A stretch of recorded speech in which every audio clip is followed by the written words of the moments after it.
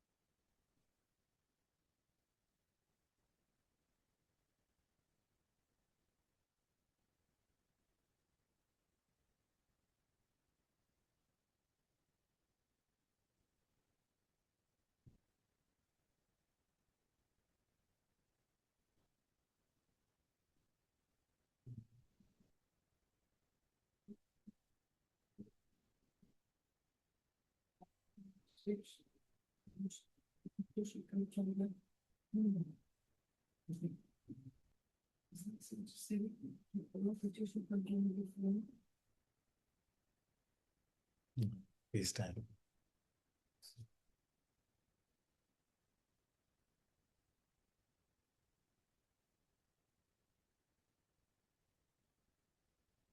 It's become like a Zen thing. Can you see your own face? Which face is that?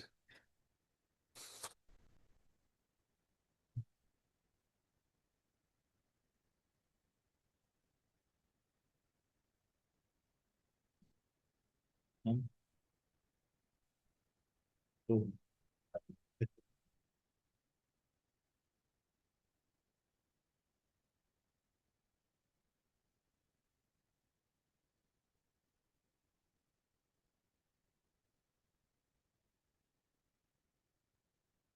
we must not ignore the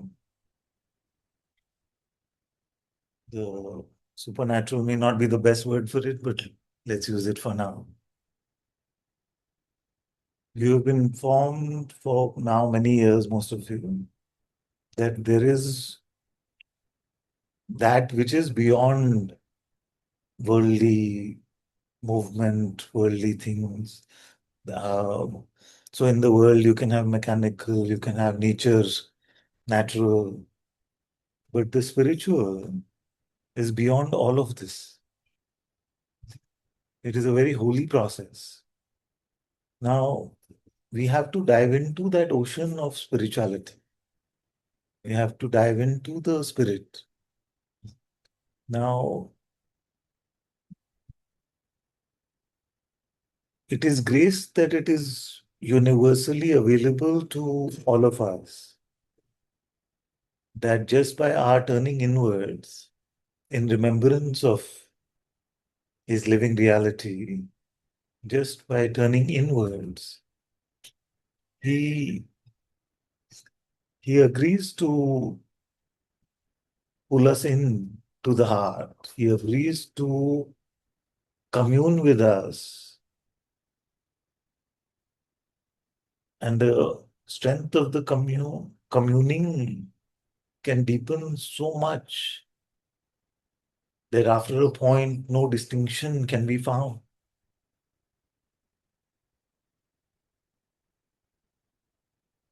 No distinction between him and me can be found when you go that deeply within your heart. So we must not get dissuaded by the fact, and maybe that is why it seems like a dark, empty place initially. That stillness, which is so holy, can feel very dark, and if the mind has to interpret it, it may interpret it as nothing, or even as desolate or limbo, or with some negativity like that. You see? But imagine the magnificence of what is being shared with you, that you turn and you come to a holy stillness. And from there, God does the work, and the work in the form of the revelation of the highest love and the revelation of the highest truth, which is granted to us, which is received by us. And all we have to do is make ourselves available for the receiving. Just open. It's like the best uh, food in the universe is being made available to you. All you have to do is be available for receiving it. You see, the highest. God Himself has made Himself available in this way, which we cannot understand in our heads. And yet, I find that many of us are wasting a lot of time just on surface level outer things.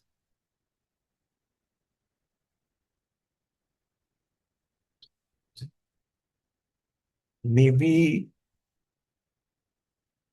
Does the spiritual project as it is expressed here sound like a fantasy to any of you? I hope it doesn't. Otherwise, you would not keep coming back to hear the same fantasy over and over again, isn't it? So maybe it seems unattainable or difficult or not for me or something. But don't get into that idea. That's why I keep mentioning that it is universally possible. It is universally available. Yeah? So you have to keep your eyes on this reality. And if you keep your eyes on this reality, then the temptations of the world will not bother you as much as they do. And temptation is not just like lust or greed. Temptation is anything that distracts you from God. Anything that distracts you from God will not hold that sway over you. If you realize that your life is to come to the Atma Darshan, to come to the recognition of the Holy Spirit within, and then to live in its light.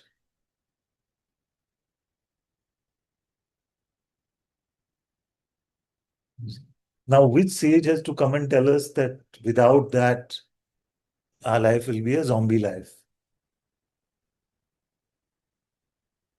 You decide. Which sage will you hear it from?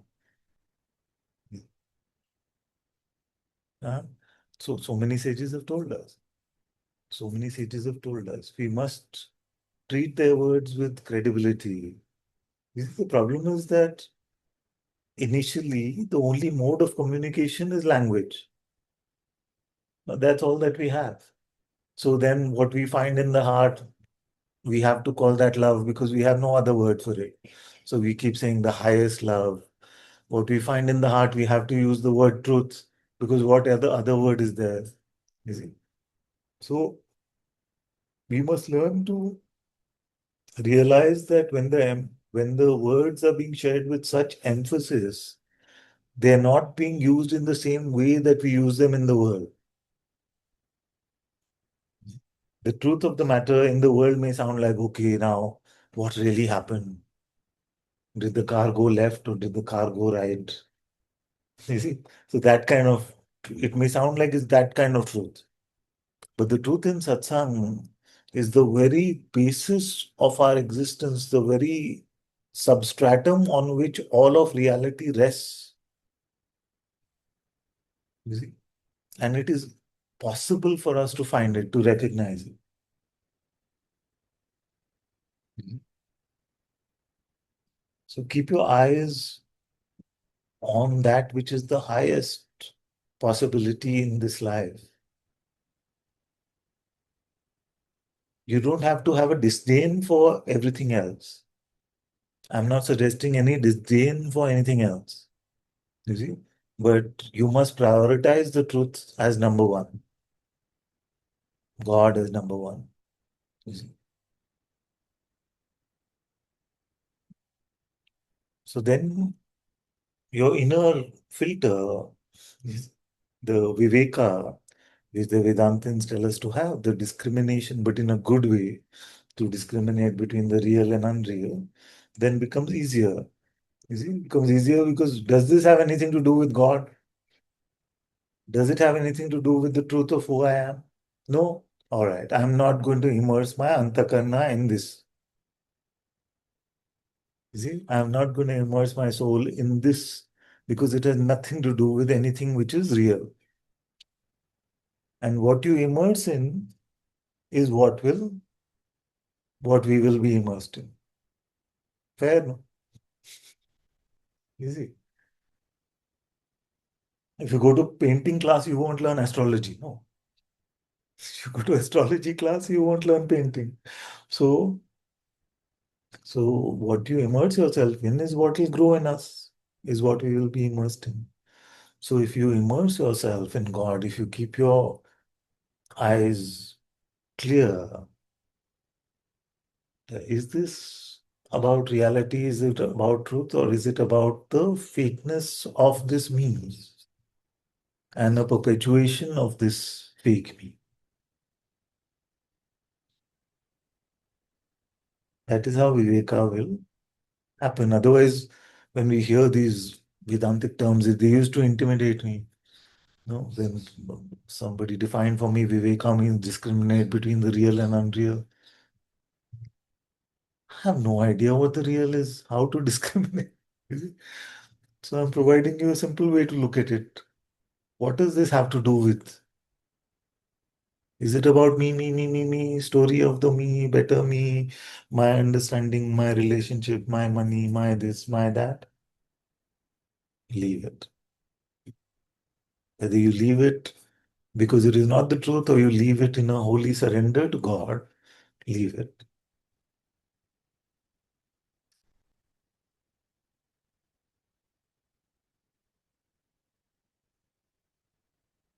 Is our life really about God? Is it really about truth? We come to Satsang, the company of the truth, so that we are infected by the truth.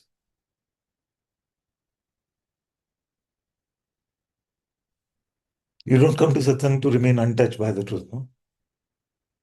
I come to Satsang, but the truth should not touch me. You see, let's have our boundaries clear. We don't come like that. We want to immerse ourselves in the truth. That's why we come to Satsang. These are very obvious things. I don't know why they need to be said. But then our Satsang, our physical outer Satsang, must become our reinforcement, our injection to keep us in Satsang for the rest of our life, for the rest of our days, for the rest of our months, whatever our life is, the rest of our years. You see. Now, I see very rarely we talk about that holy stillness. I know there's not much to talk about that. But what I mean by this prodding, this provocation is that if this is where God will be found, you see, then why aren't there more questions about Ananta? Why am I not able to stay in that stillness, reach that stillness? What is going wrong in my practice? Or this happens for me sometimes, it doesn't happen on other times. If this is where God has to be found, if there is an alternative route you tell. You have some other pathway, some other bypass route which you can take and come to God directly. If you feel like there's a direct path where through inquiry you will not have to wait at his holy temple in that stillness, then tell me if that is a misconception you hold. It is just not true. You see, the directness of the path is only as much as how you can come to that stillness. Nothing after that can be based on any human guarantee, any human pathway. You see. And I was going to say something stronger, but please stop making distinctions so much about paths. That is like if the journey is 10,000 miles, if we keep debating what is the better first step to take, you see, then we will never finish that journey.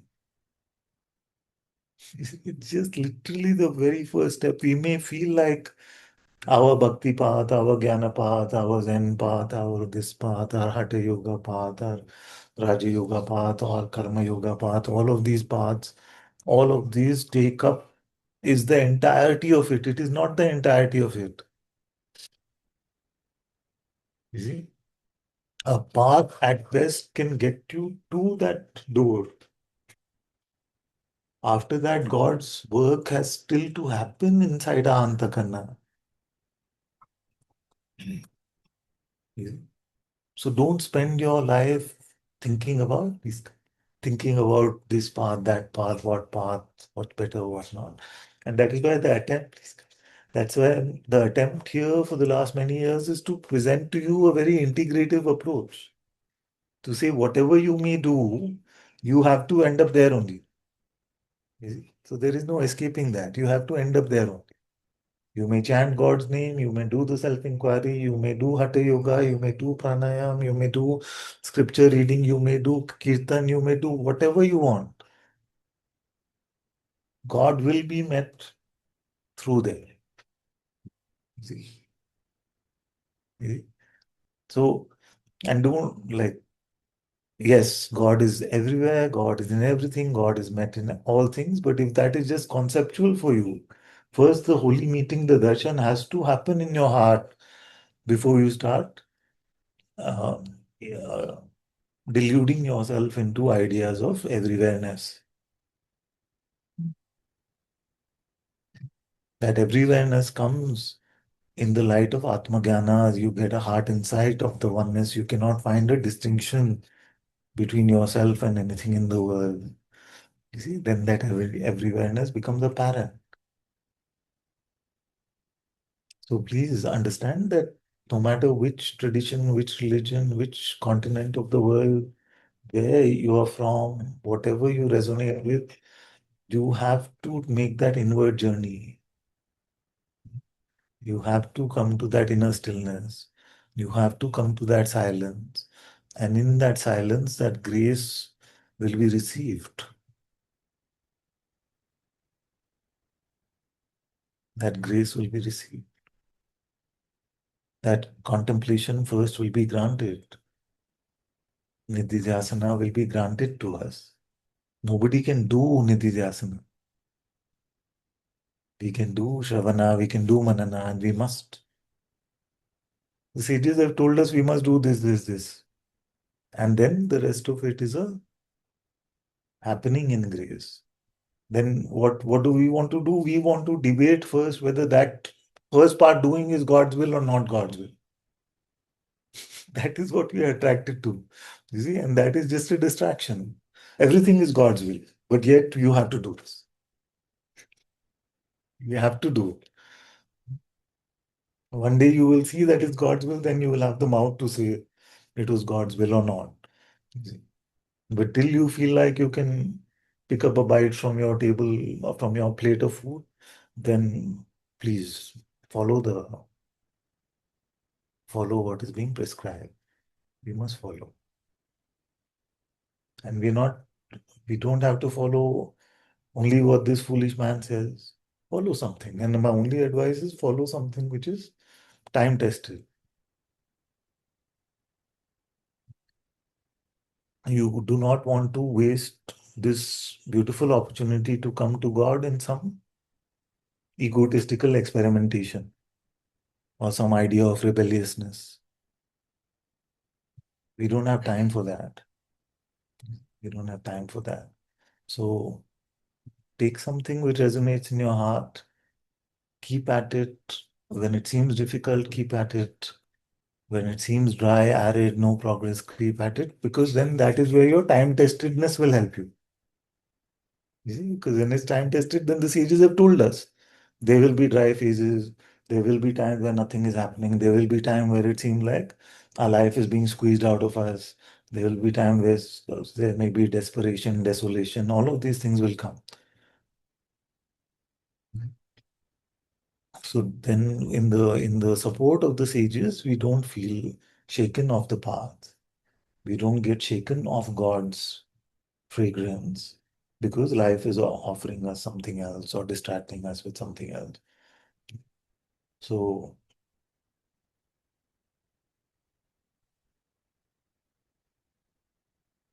all the purpose of our cooking is so that the eating can happen. Yeah. Now, who's eating whom is a different topic. We have to cook. Then God eats us, or we eat God. That you can tell me when it happens. So, but we have to set the table every moment of our life. We have to be fertile for His presence. In remembrance of His name or remembrance of His love, in sincerely asking for the truth to be granted to you. What is who am I? It's a sincere request to him to reveal his true nature to us, which is our true nature to us. That is who am I. It's a sincere request for revelation. What is chanting God's name? It's a sincere request for revelation. We remember God in a sincere request for the meeting. We sincerely ask, who am I? In an earnest attempt to come to the truth of who we are.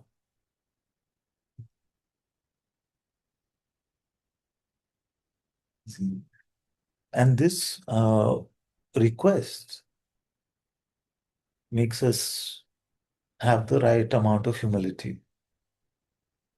Because in the world, we've got used to, okay, now if you do this, then this happens. If you go fill up this form on this thing, then this outcome will happen. Now, because we can only turn and reach that stillness, after that, what mechanism do you have left? By the time you get to that stillness, what mechanism do you have left in your control? Nothing. No? There's nothing. So we are out of moves literally at that point, and that makes us very humble.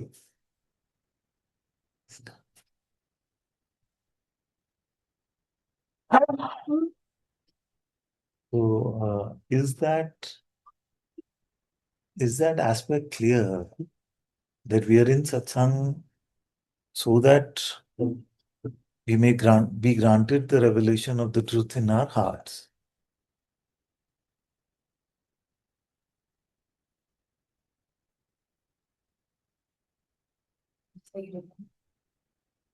So just is this part clear that we are in satsang so that we may be granted the revelation in our hearts?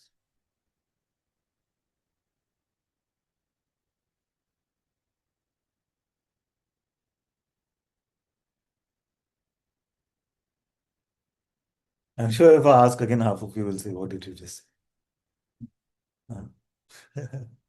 We are in satsang so that we are granted the revelation of the truth in our hearts. That is why it's satsang. Now, if this truth was some bookish truth, we could just read a book. If this truth was an experience of some object, then that object could be sent, or we could see a picture of that object. This truth is of a different variety. It is purely revelatory in nature. You know what I mean by that? It's purely revelatory in nature means we can just turn to it and stay there. We cannot force it in any way. We cannot force the insight in any way.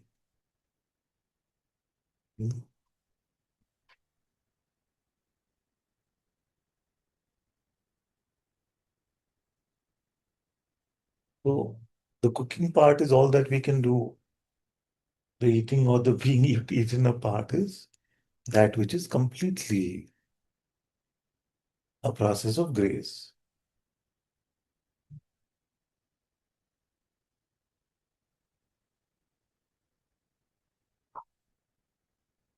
But if we will keep talking about in which direction is the shop where I can get the ingredients to cook, not even talk about what to buy at the shop. Like, how do I even go to the shop where the ingredients will be cooked? Then the cooking will be left behind. Remember that if in your spiritual dilemmas there is me on both sides, then both are Maya. Hmm? Many times I'm questioning, like I have this spiritual dilemma, I have this spiritual question, but on both ends of the question there's a me only. So Maya wins either way. So Maya wins either way.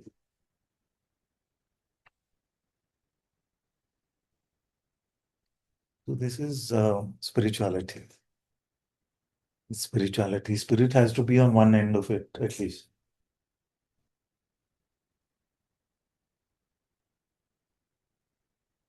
Then you will, if you take this to heart, you will be able to cut through the tricks of Maya very easily.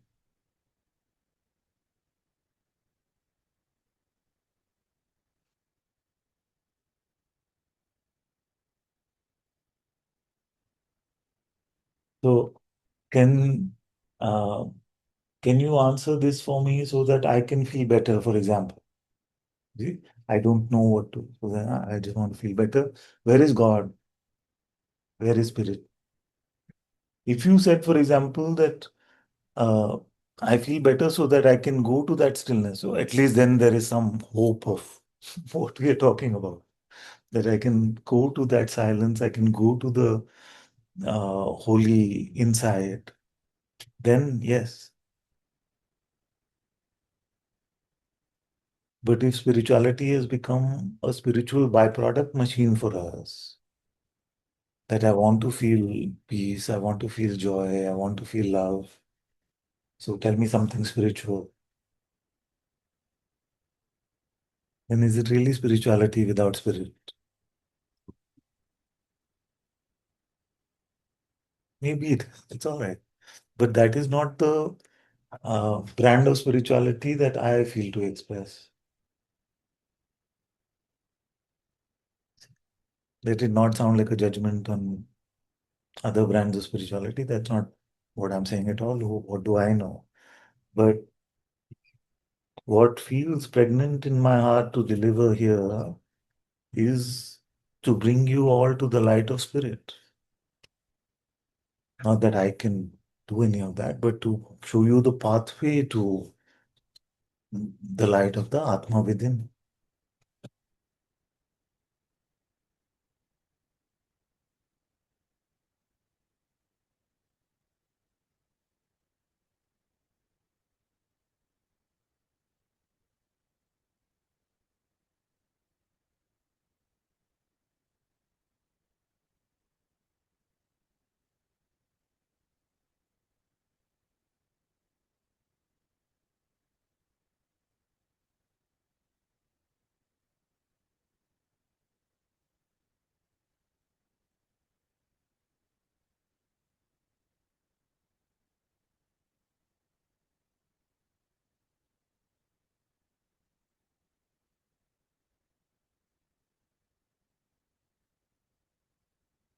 So suppose you have 7 problems in your life right now. You'll have difficulty remembering all 7. But suppose you have 7 problems in your life right now.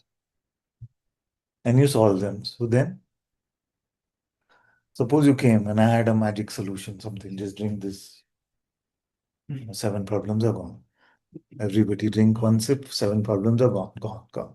Then they'll come, no? We've experienced that. Most of us are old enough to know that the problems we have keep changing and they keep getting solved. The new ones come, then new ones come, different ones come.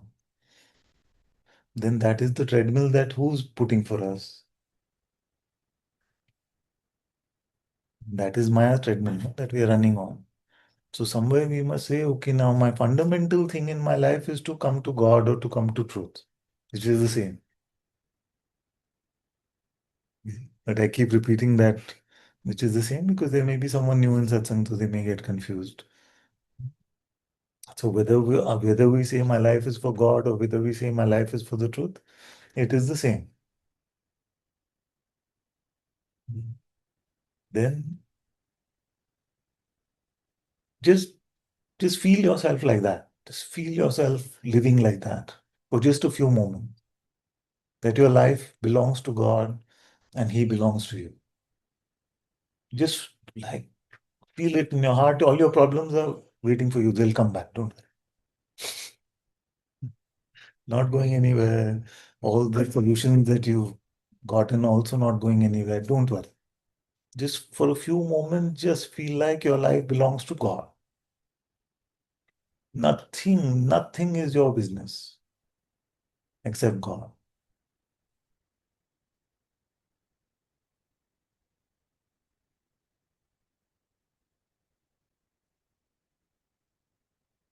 Easy, easy, not too bad.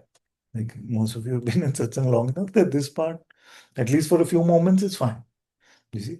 Now, stay like that, stay like that, and uh, imagine that the next one next to you is making some irritating noises. Mhm. Now, can you stay like that? The traffic on the road has suddenly become a lot more. There are ambulances, there are police sirens, everything is happening. Would you stay like that? Not your business, your life belongs to God. You have nothing to judge, nothing to evaluate, nothing to do. No problem is happening for you. There is nothing for you to solve. Stay like that.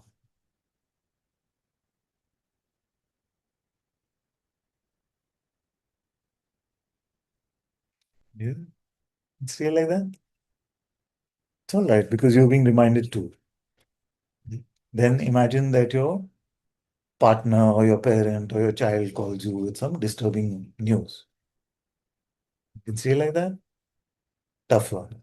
So that's how the level of difficulty in Maya keeps increasing. So as we practice, when there is not so much trouble, then when the trouble comes, then it's easier to remain. So that is why tapasya, sadhana, practice is important. But the core of it is a natural simplicity. In staying just empty and leaving everything to God, did it feel like home or did it feel like unnatural? No? Easy. Easy, no? Easy, very natural. You just let go. It feels like that. Now, if it was possible that I tried just sharing this instruction in 27 different ways for everyone to just be able to remain empty like that, remain open like that. And I realized life is much more of a con artist than I was giving it credit for. So then it's easier if you anchored to God's name, if you're anchored to inquiry. If it is not needed, it's not needed. But just make sure you're not fooling yourself because don't waste this great life. You getting what I'm saying? Our job is not to solve problems, to judge each other, to feel proud, to take ourselves to be a body, to take others to be bodies. None of these is our job.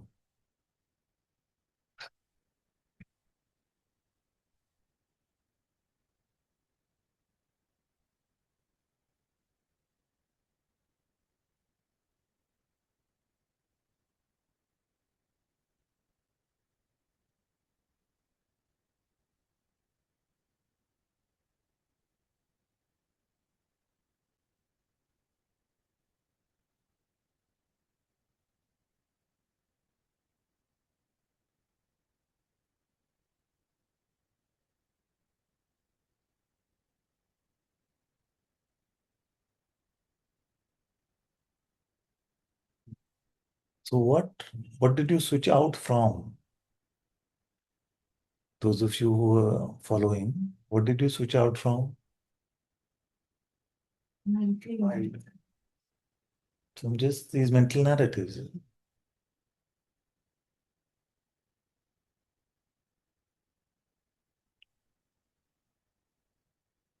These mental narratives are oppressive because they invent a me who is the apparent owner of this life. Isn't that itself pride? When we invent a me that is the apparent owner of this life, then we take that which belongs to God and invent a claimant of it. You see? So and that how is that claim made? How is that claim made? By knowing something. that I know. You see? And the one who knows is which one? We're not talking about God who knows. They've invented a me even in that I've given truth value to a notion crossing through in my head. Notion was crossing through in my head. I just say, yes, yes, yes, truth. And that which we thought will make our life better actually invents this whole egotism, this whole idea of a separate existence. And it seems like this separates from the reality of God Himself. So, this is to take the bite of the apple of the tree of knowledge.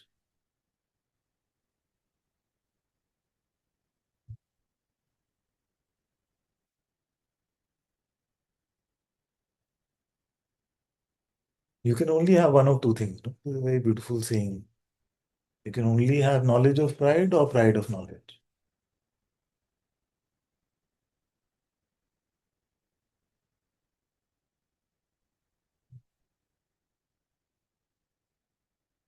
Yes.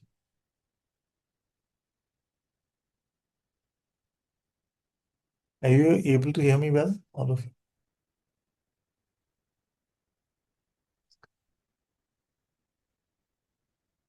Let's talk about the mechanics of so it's very open and empty. And if God comes and says, you should have done something. So when I buy that belief, then I've created this separate me, and they're saying that you said now that it's the knowing which. So, if you're getting into the mechanics, let's really get into the mechanics. After many years, probably. Who's that voice? I'm just calling it. Like if it is me, why do I need to get a phone call from it in the form of a thought? I already know it, no? You see?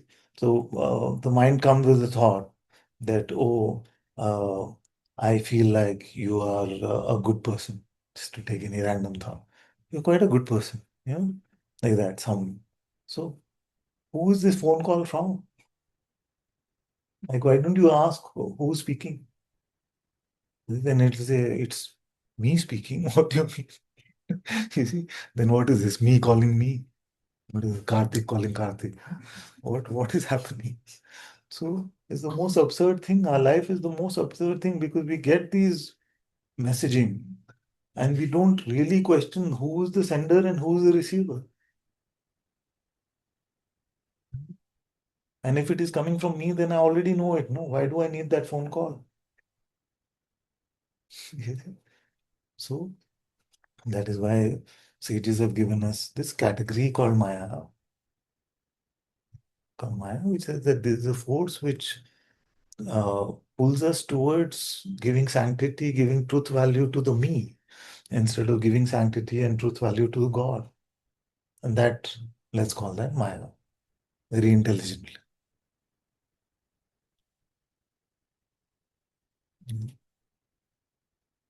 Now, one of Maya's best tricks is to make your spirituality belong to the me, my spirituality. I like this, I don't like this, I want this, I want to do like this, I don't want to do like that. So when did you ever leave the me in the guise of spirituality?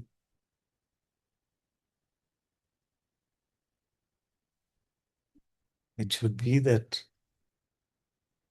God is guiding me, not just lip service, but really that God is moving me like this, moving whatever I take myself to be like this in this way. That is why to hand over agency to God is very important.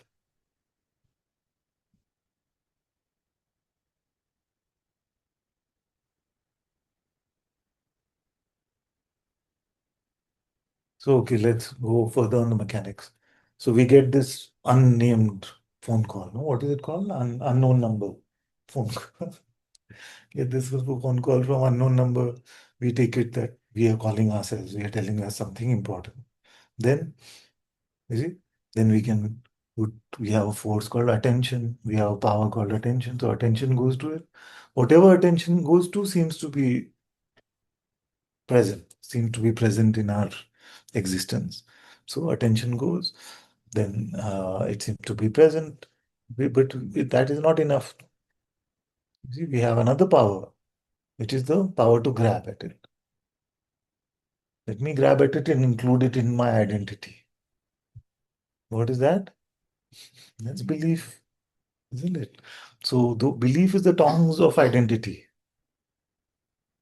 We use the tongs, the pakad, na? The tongs, and we pull it into our identity. Yes.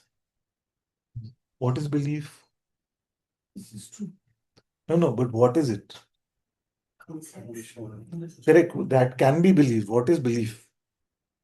Huh? Giving truth to Yeah, but what is it? people say not right. Correct, correct. But like, what is it made up of? Where does it come from? No, no, I know that Yeah. using belief, we get into assumption, give truth value, make concept reality, all of this. I understand. But what is belief itself? Attention, we can say, okay, now when I am takes birth within within awareness, then when I am is born, then along with that is this uh, non-perceivable energy or force called attention, in the light of which we can give our attention, but it is limited to give. No, so we can define in that way. What is this belief? What is its color? What is its shape? Where did it come from? What are its mechanics? So it's leaving the true place. Yes, yes, but okay, forget it. We'll leave this question now. I'll leave this question now, because why are we not able to look at it? We're not able to look at it because it's so natural to us, no? Maybe since we've been 2 years old, we've had this power of believing a concept. You see, but what is it? What does it mean to believe a concept? I know that we can say give it truth value, we can say that we can look at language and convert it into our idea of truth or identity, all of these things. But can we really look at belief in the way that we can't really look at attention, but you know what I mean? We're not able to, because it's so primal to us.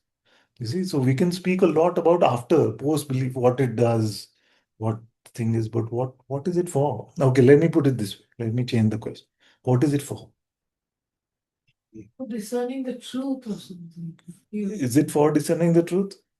I mean, I have to believe it or not believe it. I mean, I Correct, guess correct, to give it truth value. But what is it originally for? Going to higher. Yeah. I think it's like a make sense of what's To uh, so now what is this? Huh? Okay, so let's use this example to prod further on that identifier. So what is this? this. This. No, I am not yet saying this. I'm saying what is this? Again, we did put objects, how can answer? So there is nothing. No. Yeah, I mean, like, if you just say, what is this? So it's not something. I mean, it's nothing in the sense that there is an object for me to say it is or it is not. So only objects are something. No, no, no. To be able to perceive the object, I mean, to be able to answer a question, you would probably need an object. So what did you spend the last 1 hour doing? Nothing. I'm just prodding. I'm just poking. It could be. We were listening. There was an object, your voice or your thoughts were imparting something. Me and I was paying attention to that. Now, what is this according to you? Huh? So each of us will have a different representation of what this is. Okay. What if we were to meet it without any interpretation? What is the problem? Groups. Hmm. Groups we have. It won't make No, I'm saying what would be the problem? It won't make sense. No. Then, Huh? no. At one level, no problem, and at one level, what he's saying. No, both are true. Both are true in the sense that I, I don't know what's happening. I just don't know what's happening. So our intellect can focus in this way, that I need to do this sense making, which has nothing to do with our senses actually. The senses are just the first step of that, to provide a sensory input. No? But that which we call a sense making process is more of a meaning making process. what is happening? Is this, and we are trying to determine whether it is good, whether it is bad, whether it is right, whether it is wrong. And then the mind will keep offering us things to make it better. But like you said, that if you're not plagued by trying to make sense of it, what's the problem? In fact, in most spirituality, we're trying to get to that point. You made us do now. Like we keep doing fresh. When we do the fresh exercise or leave it to God. So, if like that, there is no problem without conceptual interpretation. Then what problem is being solved through this process? We feel that uh, if I don't know this is a tumbler, then I can't drink lemonade from it. Is it? But is it true? It's not true.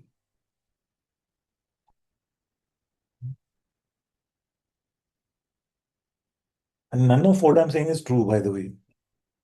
Okay.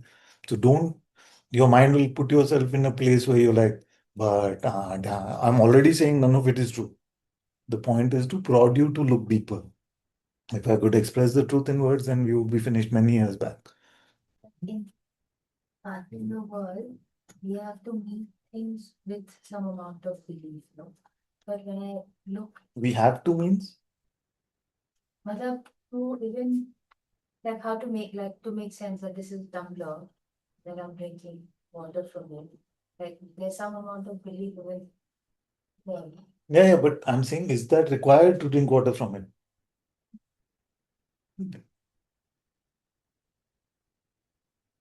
Yeah.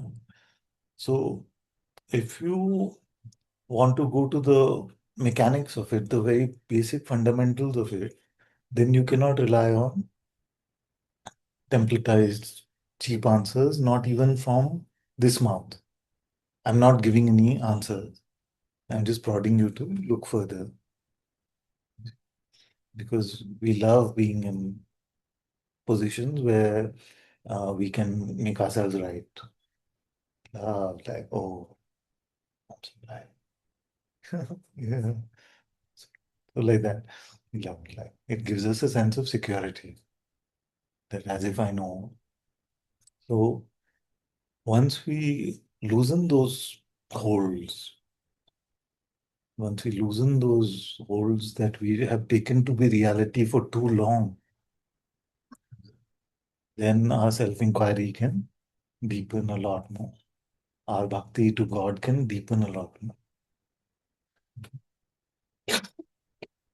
If you're not receptive, if you're quick to conclude things, if you feel pride in the garbage in your heads, then it will be a very difficult process.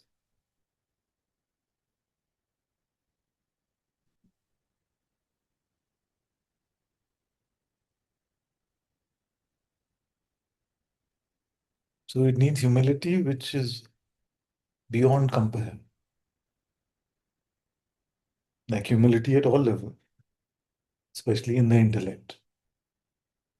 Like we may value like an outer physical humility. You know? Look how humble he is, look how humble she is.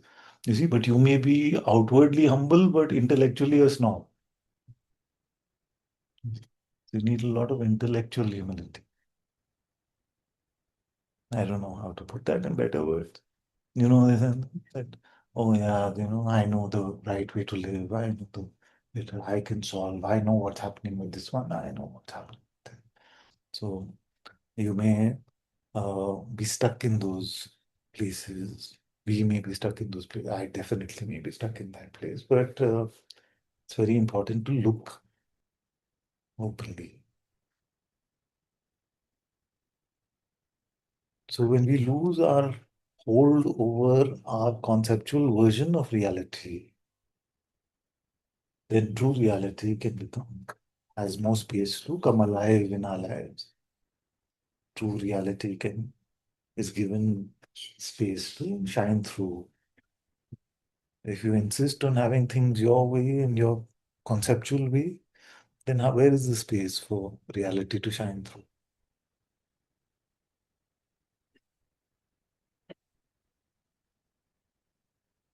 Does it feel scary to not have conceptual certainty? So that you have to face that fear. Because sorry to break it to you, it's a contradiction of terms. Conceptual and certainty can't go together.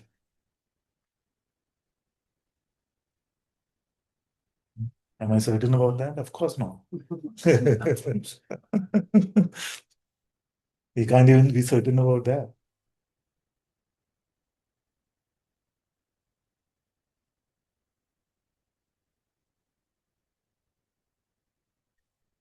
So I'm just giving you some prodding, some pushing to break through the cages we may have built around ourselves without really realizing that they are cages.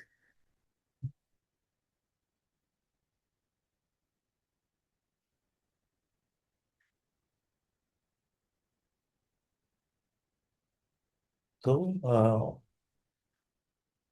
outer humility with our brothers and sisters, but also openness. What is intellectual humility and openness?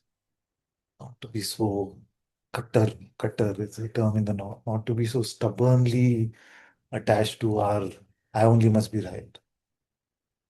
We've done this experiment in the past. How many of you feel like you are more right than at least 50% of the others in the room? All of us? Let's be honest. So, We're the wrong one. huh? We're not the wrong ones. Exactly. So all of us are at least more right than 50% of the others in the room. So how many of us feel we are more right than at least 70% of the others in the room? So then there is no 70% because everybody's in the 30%. So what I mean? That cannot be true.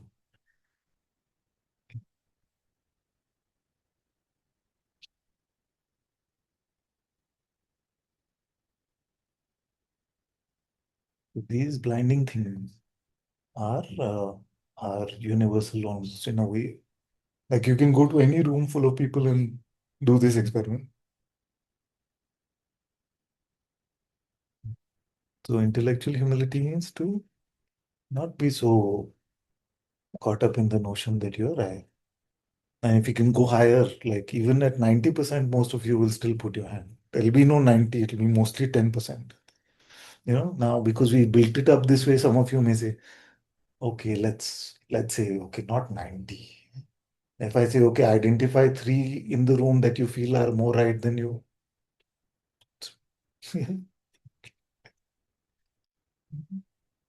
So are we starting to see the how our ego is built up in this notion? All of us. This is for all of us.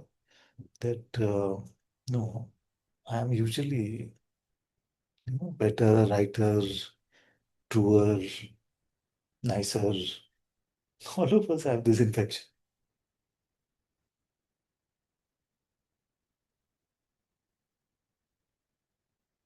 All of these things are very important. Very important.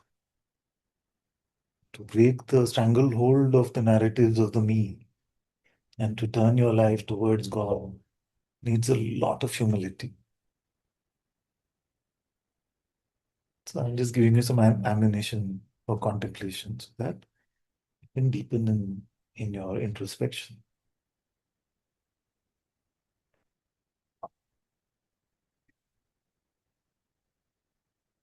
Maybe that problem. No one thing is to know two.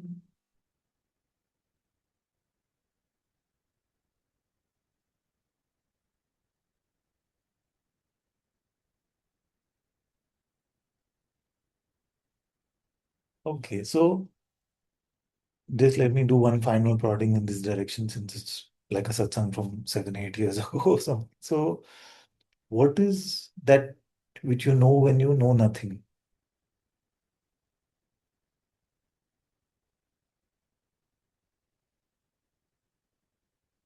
The expanded version that came in satsang one day was if to know even one thing was to know too much, what do you know when you know nothing?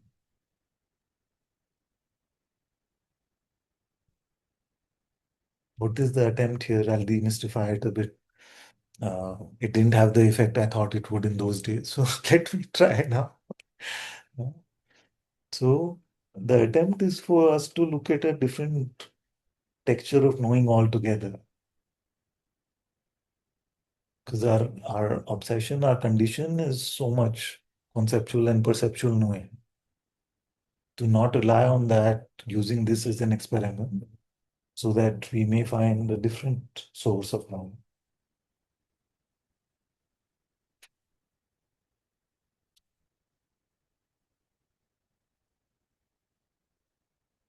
If to know even one thing was to know too much, what do you know when you know nothing? Is it nothing?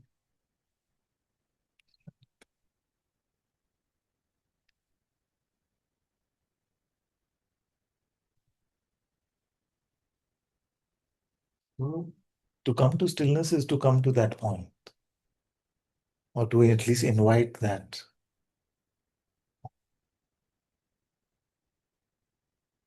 Suppose that your body is in the right posture, not that this is the right posture, but it looks very surrendered, no?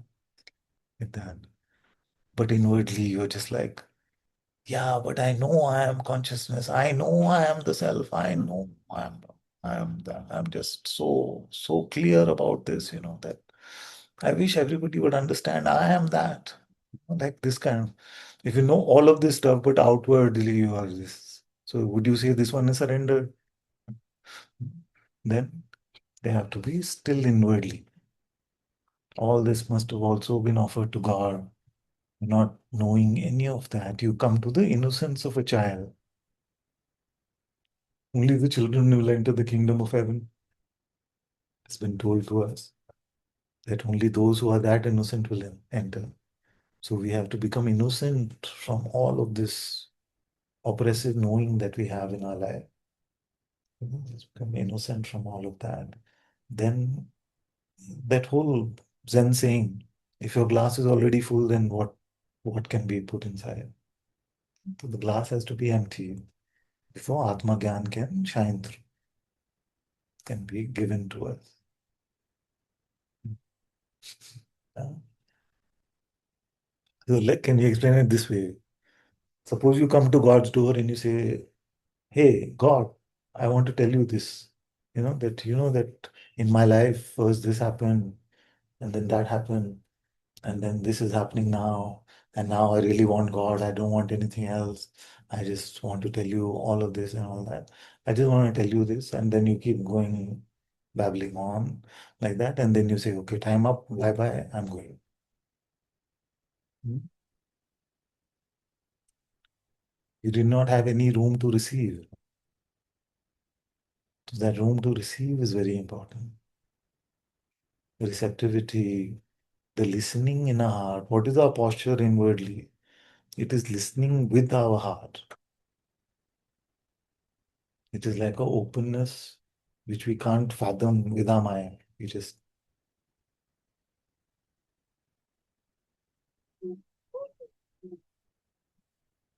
We make ourselves available. We make our antakarna, make our soul available for God to use. Hmm? So all of these things are the ingredients of that supernatural process which I'm talking about.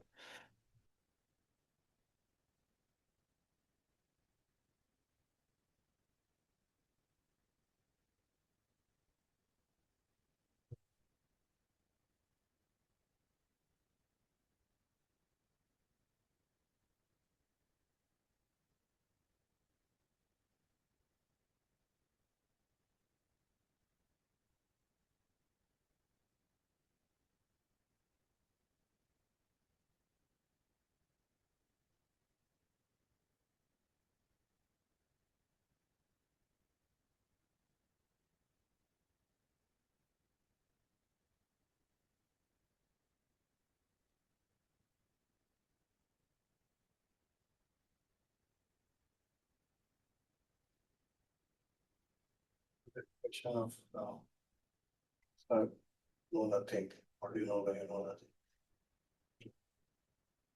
You can A little more than capital I, even a little bit more than I, already knowing more than capital I. Okay, so capital I is known. That is before knowing. Yeah. So empty of knowing, tell me now what you know. No speculation.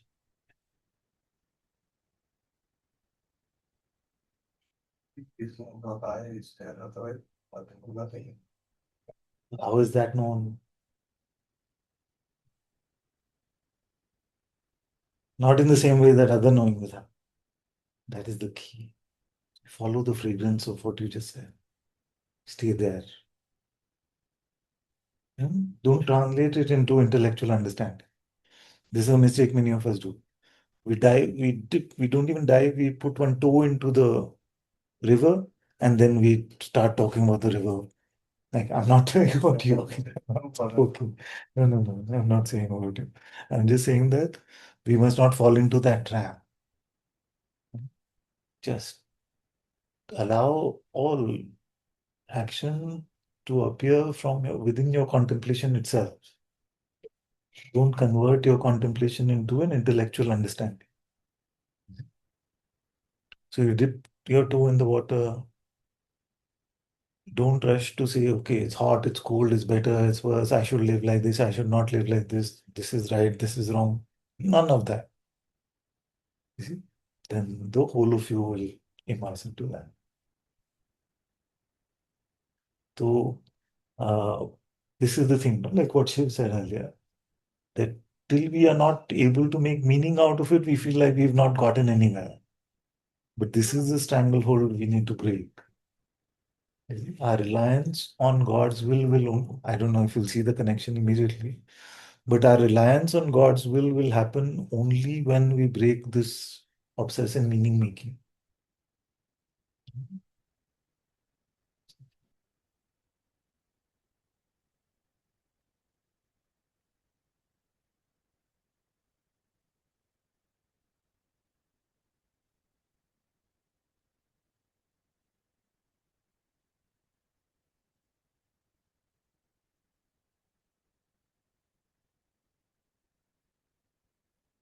Will it help to have the mics? Nitin, you have the mic? Is the audio better like this or with the mic? At least for me. The room you can't hear, I know. It's better like this. Oh, I see. So then we have to find a way for the room to. Okay, ask your question a little loudly. Like what you spoke about it. Sorry, but can you hear him? Little bit? It doesn't come. With this Maybe can. computer, with this computer. This is a different computer. Okay, try as loud as you can. They can hear you a bit, actually. This thing that making sense of something. Actually, I have been accustomed to that so much that it feels very fearful that I'm not able to make sense of it. Am I being lost? Am I being lost?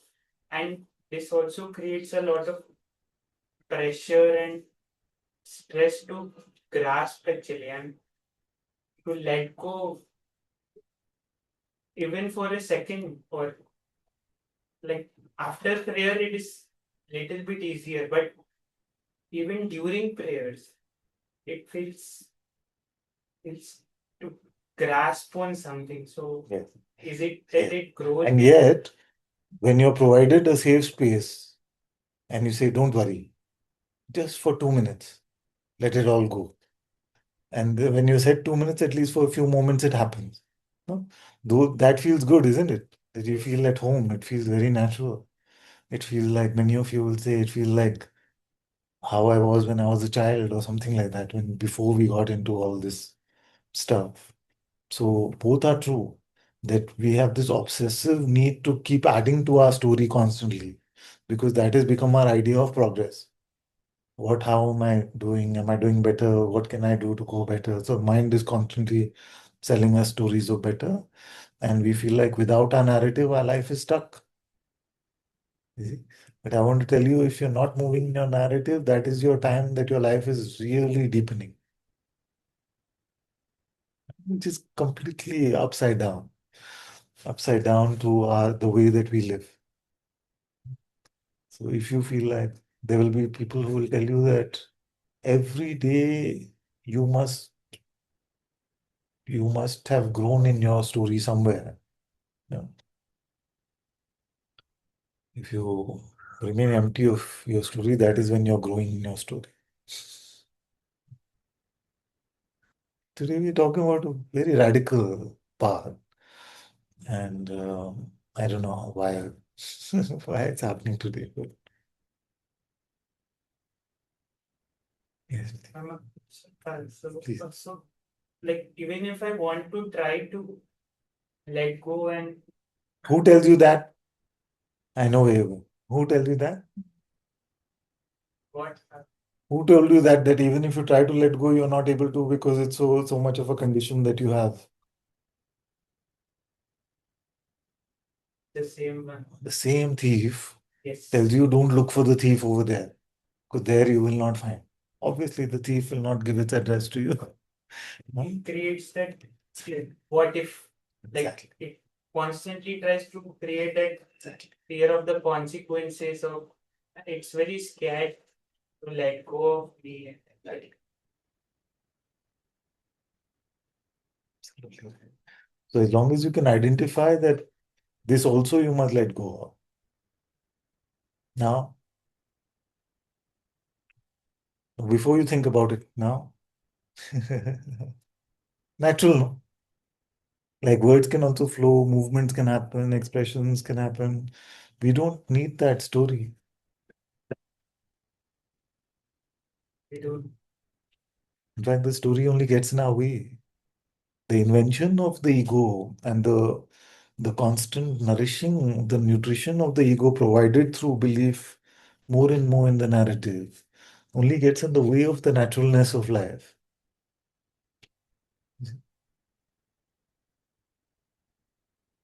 Yeah. Now, one of the tricks the ego will use is to say, now I will live very naturally. Or I will live spontaneously. So don't make that also a new plan. That's why I said, if you on this path, even if you were to know one thing, it would be too much. Yeah. Thank you.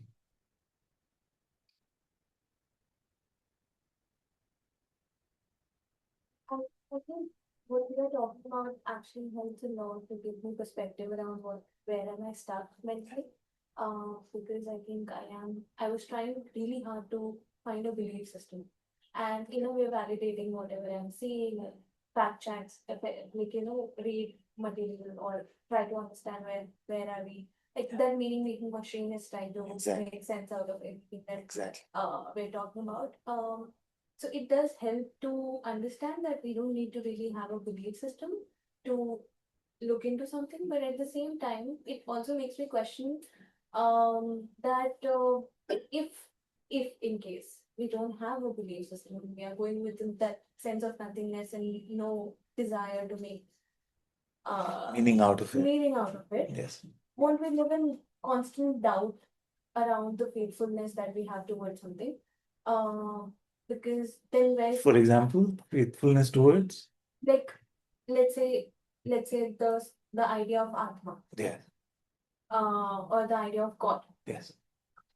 Uh, since day one, I've been saying that I'm trying to find that space or I'm trying to look into it and on that. But obviously, currently also my ego is talking. It's not the Atma talking. Uh, while that is talking, I still want to share it out loud. Because uh, let's say if we really need to have faith, because we have had quite some conversation around faith and don't know where exactly I'm going with this No, no, it's question, good. but I hear what you. I'm I trying to hear you. understand is that How to have faith without belief? yeah, like, won't we live in constant doubt because Yes. the the intellect wants to have some kind of data and some backing or some meaning attached to the faith that we have. And if we don't have it all, then we will somehow be blank with whatever we are following. Got it. And being blank with something that we are following, then how are we doing? Exactly. What are we doing inquiry on? So what is the whole inquiry about? बहुत बड़ा it's very this question. So let's break it down slowly. No, it's very important. So, what is the way to be with the Atma? No? What is the way to be with the Atma? Can a believed, and we'll talk about the value of belief, if at all, can a belief and a deeper and deeper conviction in the notion of Atma in itself lead us to Atma Darshan? Not lead us to Atma Darshan. It has to go through that process of stillness, which we started satsang with. So that if so, we'll talk about is there value then in the God's name or the Atma notionally. We'll talk about that in a moment. But first, it's important to clarify that there is a huge, like, interplanetary difference between belief and faith. Huh? So if the question comes that if I don't have belief, then what will happen to my faith in God? I'm trying to build faith in God, but without belief, that seems like I'm losing my faith then. Now, faith belongs to the category of intuition. Faith belongs to the category of heart insight. It belongs to the category of Atmagyan. Hmm? Belief belongs to the category of mental conviction. The more you believe a particular idea, the more convinced you are about it. That is a question of conviction. So this, and I'm not talking about politics at all, but this literally is the difference between andhbhakti and bhakti. You see, andhbhakti is just to be mentally convinced about something, but to not know it in the true place. Bhakti is to be able to withstand all that Maya has to throw at us because we know in a deeper place the reality of something. Huh? So far with me? Huh, don't worry about the next question. We'll give it time for you to formulate the next one. Don't worry. So just for now, just be with me. So faith is to intuitive insight what belief is to the mind. Huh? So can you see how different it is? It's in completely different realms. So don't feel like if you lose conceptual meaning making, you will lose faith. Don't have that notion because they're two different categories. See, one is like barium and one is helium. They're not in the same. They're not the same element at all. So it's faith is not an amplified belief. Hmm? So this is a misunderstanding in the world that faith is an amplified belief that if I just keep believing, I'll come to faith. It is not that. Now, having said that, then what is the value of God's name or to try and remember God, to use the mind, immerse the mind in God? Is there value in that? That should be the question because what I've said so far in satsang is just be empty because that empty is that still place where true Atmadarshan can happen. So Bhaiji Hanuman Podarji explained this really well. He said that the attempts of Advaita Vedantins, like my main conditioning is Advaita Vedanta. The attempt of Advaita Vedantins is to remain Vishay-rahit, you see, empty of topics. That is the attempt. But what they find difficult to do is to remain empty of the topic of being empty. See? So what we may find after hearing me, many of you may find it difficult to say, if I'm saying just be free, hand over everything to God and be empty. No? You felt good for a few moments, so you will feel like this, I am going to apply this way now throughout my life. But already we fall into the trap of making it a way. So it's become conceptual already. You see, so many of us are trying to be empty, like being empty. It's trying to be empty. It's not like, see, because many of us find it difficult to be empty of the topic of being empty because we are so used to, like you said, to have in the mind. Now, God knows this. So, hear the bhakta for a moment now. So, God knows this and He is the kindest and the most merciful. So, He said these children will get stuck on the topic of being empty in the guise of being empty, will get stuck on the topic of empty itself. So, what I will provide a safe refuge for them, which is a remembrance of my name itself.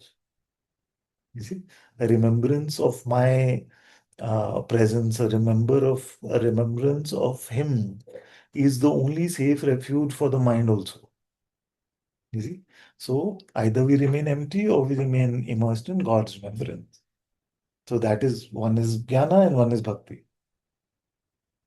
So faith, belief, clear. How to deepen in love with God or to deepen your relationship with God. If you, the only thing your mind intellect system is immersed in is God's name and God's remembrance, it will not cause all this trouble that I spoke about today. That is the only safe refuge. See? So now you have to see based on your temperament what your heart is attracting you to now, whether the remaining empty with your self-inquiry whenever thoughts come to grab you in a narrative to return to the stillness using the tool of self-inquiry, or whether you want to love God through remembrance of His name. That choice is available to you. But don't feel like your faith will not grow unless you keep believing things about God or Atma. Your faith will grow leaps and bounds because your reliance will not be on this limited instrument, it will be on this unlimited instrument. Follow? Want to ask something? Follow up? Yeah, the last part, the just same thing, was about the inquiry, that you talked about the inquiry as well. At the same time, we talked about, like, what do we know when we know nothing? Yeah. So, how does that, those two? It both bring us to the same point. So inquiry, who am I? It brings us to a stillness. Then a thought tries to come and break that stillness. So we don't allow it to break that stillness by asking who witnesses that thought. See? Now, our antakarna is designed to bring us as close to the truth as possible. So when we ask, who am I? See, it will bring us to that same place as if we say Ram, Ram. Because the place where the revelation of who I am and the revelation of Ram will happen is the same place. So we come to the same place. And yet Maya doesn't give up on its tricks. So then Maya will try to distract us by giving us a thought, either something has come to do or some other distraction, some message to send, something. So you are determined, so you will say, who witnesses that thought? You see? Now look at it with the inquiry that I have posed. If inquiry doesn't lead to this point, it's not spiritual inquiry. Okay, it could be philosophical inquiry, it could be other categories of inquiry. But the point of spiritual inquiry is to bring us to that stillness, that doorway of the heart temple, as I call it. So if this prodding, which is that if you know even one thing, it is to know too much. What do you know when you know nothing? If it doesn't bring you to that same stillness, just leave it. There are 10,000 other pointers in Satsang. But it is meant to bring you to that same point that inquiry brings you to. So these like questions which lead us to the doorway of the heart temple are spiritual inquiry. It is not, you notice that you could ask, what is the sound of one hand clapping? It should bring you to the same point. Why did Bodhidharma go to the east? should bring you to the same point. How do, and that somebody can tell you the goose and the vase thing, but how did the goose escape the vase? It will bring you to the same point. The whole point of spirituality is to come to spirit, which will always be a revelation at that same point. So, if this question appeals to you, or do I know when I know nothing? Then appealing should not be that, oh, I have a lot of conceptual answers for this. Then it's not spiritual inquiry. It should be that it brings us to that stillness, brings us to that same place where who am I brings us to. Or what is this brings us to. Yeah. Like what is this? Like we live in so much idea of certainty, no? That this happened in my life, this is what my life was like, this. Then it is what is this is asked for one moment. Are we able to conclude? Able to conclude. Like when I started asking this question, like, what are you saying, Ananta? This is satsang. You see? Now, I say, okay, what is satsang? Everybody will have a different notion. That you are sitting and sharing with us. Some will say there's a light, there's a presence that I feel. So everybody will have a different idea. But nobody can capture all the phenomenal content also of a single moment in any narrative that they build up. So if I said to you, how many lines in a narrative do you need to capture this moment in its entirety? Then you will not be able to, because you will not be able to capture the texture of the light, the sound, what was the traffic from the road, how everybody's eyes were. You will not be able to capture any of that, isn't it? So we are not able to capture in the highest narrative. You could be Wordsworth himself, you see, but you cannot capture one moment of our life, even phenomenal life, in the longest narrative. But we seem to have captured our life story, which is so many years, in very crude, broad stroke narratives. You see, because we feel like I need to be able to define myself in some way. You see, those definitions are all made up. They're not the reality of what we are.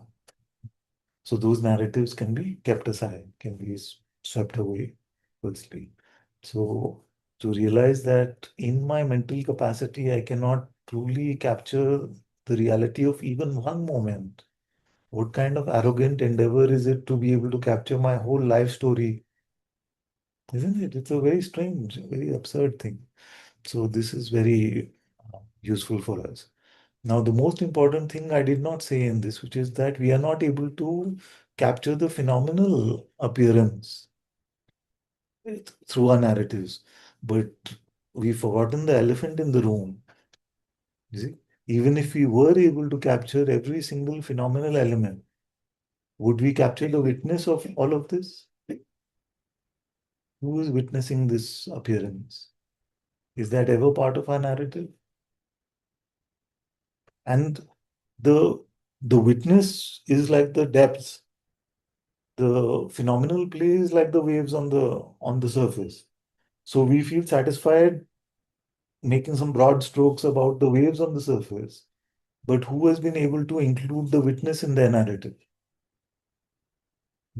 And without the witness, where is the place for the phenomena to stand?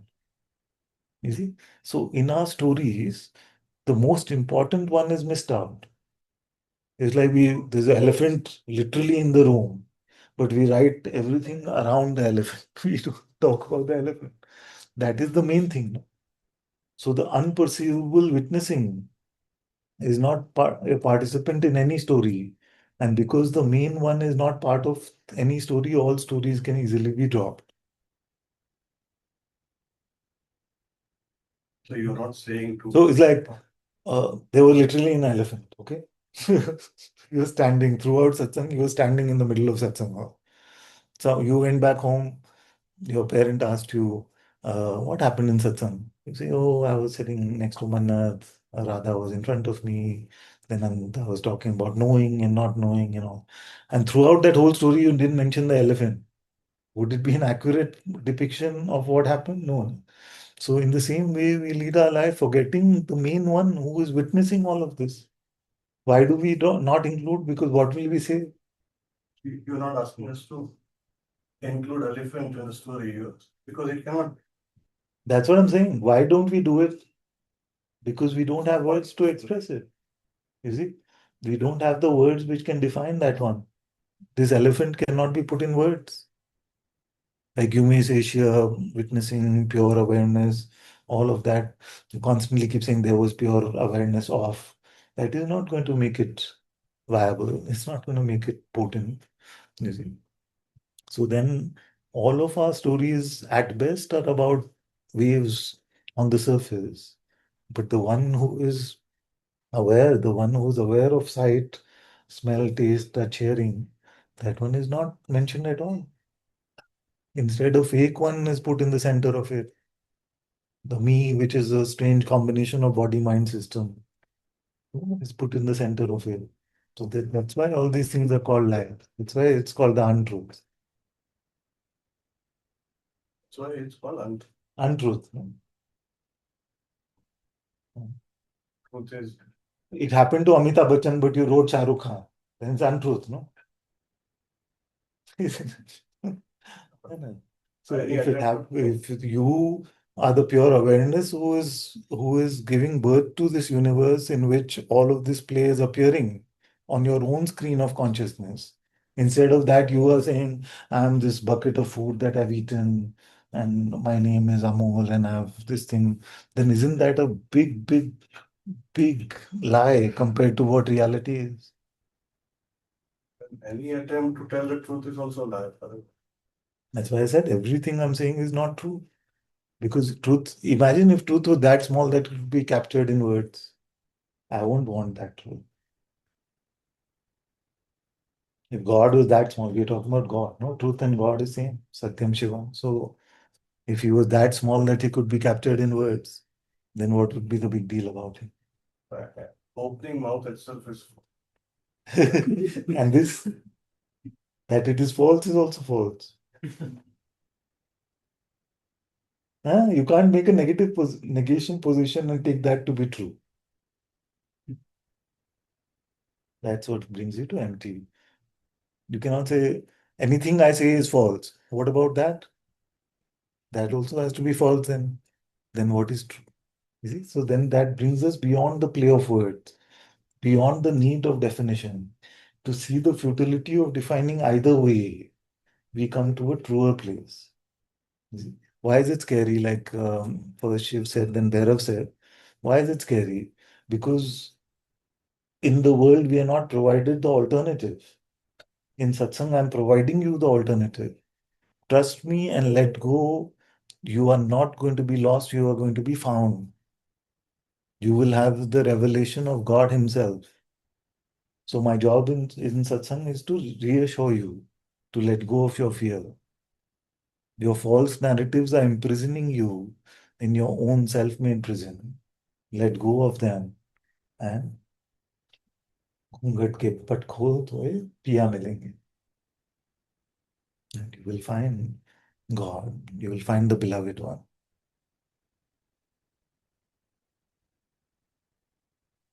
And the value that we have placed on this tiny, crude knowledge, once you start living in the texture of the heart, you will find no joy in that. You will not find sweetness in being right conceptually. You will find sweetness in what is pleasing to your Atma within. Find joy in that.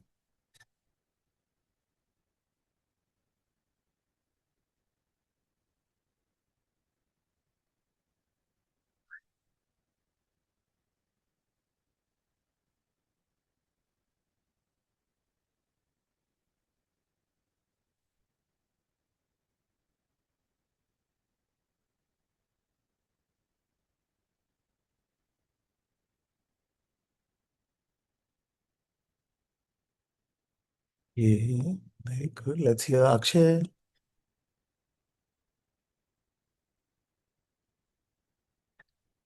Are you able मैं to? Yeah.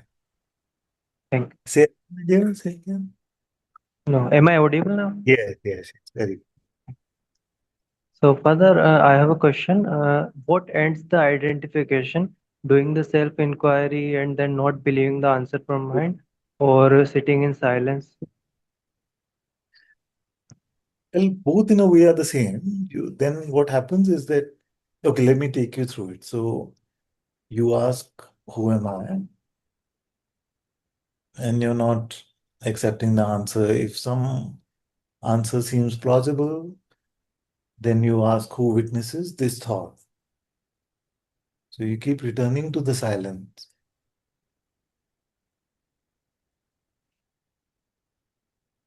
And the more you keep returning to the silence, the weeds of identification are being chopped off in that process. You see? But uh, there is no 100% end of identification. There is no, there's no point at which we can say identity is fully gone.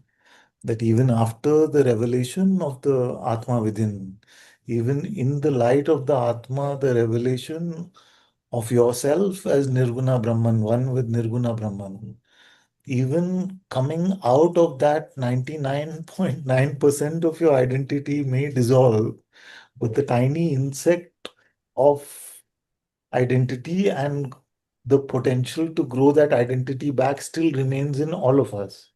You see, I don't know why God has made it like that, but it is like that.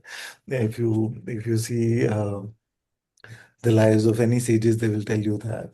So that is why it is said that even after the revelation of the truth, even after Atma Darshan, even after Brahma Gyan, we must remain in the refuge of the holy feet of God. We must keep our head bowed down over there so that that tiny thing, identification that still remains, doesn't grow back into a proud Ravan, doesn't grow back into something which then oppresses us in this way. So, So, Father, so the problem is when I am sitting in silence and if I ask who am I, the answer only comes from mind. So answer then only should comes. I ask? Uh, Yeah. then should I ask who am I or just sit in silence? When the answer comes from the mind, we mean that the answer comes in the form of a thought. So, what you could ask is who witnesses that thought? And that question will bring us back to the stillness which is needed. So, so it So does. when I'm sitting in silence, I should not go to the mind. You should not go to the mind. Yes, the mind will come to Yeah, you. Every time yeah, it comes to you, you have to come back to the heart by using the question, who yeah, witnesses that thought? Yes, yes. Got it. Thank you, Father. absolutely. Very good. Bless. Very good. Okay, let's go to Roop. You're leaving so soon. Why? Tell me. Is it because you feel he's disturbing or what? He's not disturbing me at all or anyone. You don't leave. You don't have to leave. If our spirituality is that weak that we get disturbed by the sweet babbling of a child, then what spirituality are we talking? And it's not like there are 20 children in the room. It's one. You can't hear at the back?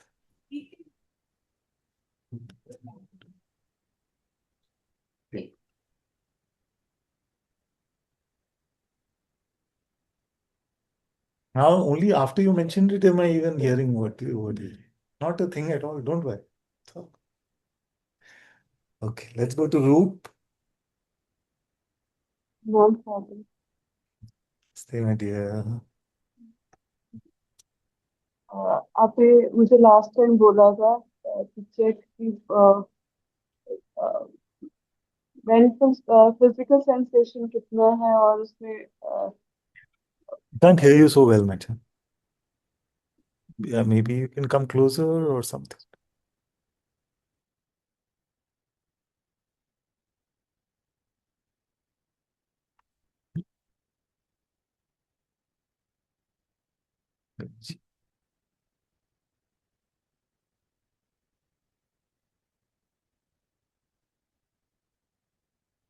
Roop, if you can put your hand up again, did we lose you? In trying to increase the volume, she may have disconnected by mistake.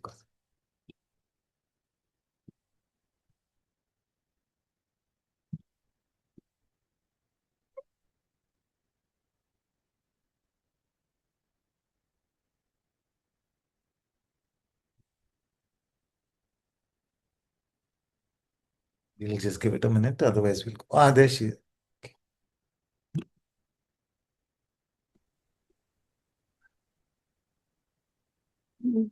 Am I audible? Very audible, very good. Yes. Thank you. Last time आपने बोला था मुझे check करना है कि कितना मतलब वो हैप्पीनेस फील होता है, सेंसेशन माइंड स्टोरी। Yes, तो yes, yes. Yes it's only 5 to 10%। तो ग्रेजुअली वो उससे भी अभी आई फील कम हो गया, बहुत कम। सो Right. वो ज्यादा जो it was more of mind narration, वो इतना डर था। Exactly, exactly. Very. So most times you will find this is the case. The actual experience is not that scary, but the mind makes it very big and scary and thing. But if you hmm, meet it in the spirit of Hanumanji, then you don't have to worry about any of this. Then when hmm, you actually observed, you saw that it was just 5-10% of what the mind was making it out to be. है ना, वो mind ने डर बना के रखा हुआ था उसका. Actually it hmm. was very good. That's the way to go. That's the way to go. Very good. Yes, और कुछ पास्ट एक्सपीरियंस ऐसे थे कि उससे वो डर बना हुआ था। Exactly. जब भी मैंने मेडिटेट करने की कोशिश किया या व्हाटएवर, तो उसके बाद कुछ सिर्फ ऐसे लगता था कि कुछ टाइम के लिए सिर्फ गुस्सा ही गुस्सा आ रहा है। Yeah. तो वो सब, वो एक माइंडसेट हो गया था कि अगर मैं थोड़ा सा भी आई गो इनटू द साइलेंस और आई लुक इनटू इट, तो फिर से वो गुस्सा बाहर आएगा। See, very good. You're spotting all of these tricks. या But also, I want to give you one more advice, which is that make it no option in your life that if I don't go inside and find out who I am or find God in my heart, then there is no point of my life, whether angry, not angry, whether happy, no happy. There is really no point. No, so make spirituality the center of your very existence. Like, what is the point of life if I can't breathe? So make it like that. That if I can't meet God, if I don't know the truth of who I am, I'm not willing to lead a life of lies. I'm not willing to lead a life of false identity. I'm not willing to lead a life without coming to Atma Darshan, without coming to Brahma Gyan. So whichever aspect of God attracts you in your heart, make that primary. Then your mind will not be able to scare you away saying, see, every time you become spiritual, you get more angry. See, every time you become spiritual, something happens in your relationship. All these fear tactics cannot be used if you say, no, but ये तो मुझे करना ही है और कुछ हो ही ना हो. या Huh? Will you have that spirit now? Yes, yes, Very, very there good. Is no other option, I have to do it. Exactly, exactly. या या Very good. Bless you so much. So happy to hear. Bless you. Very good.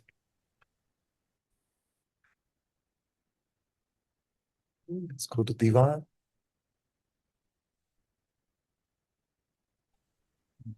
Mm.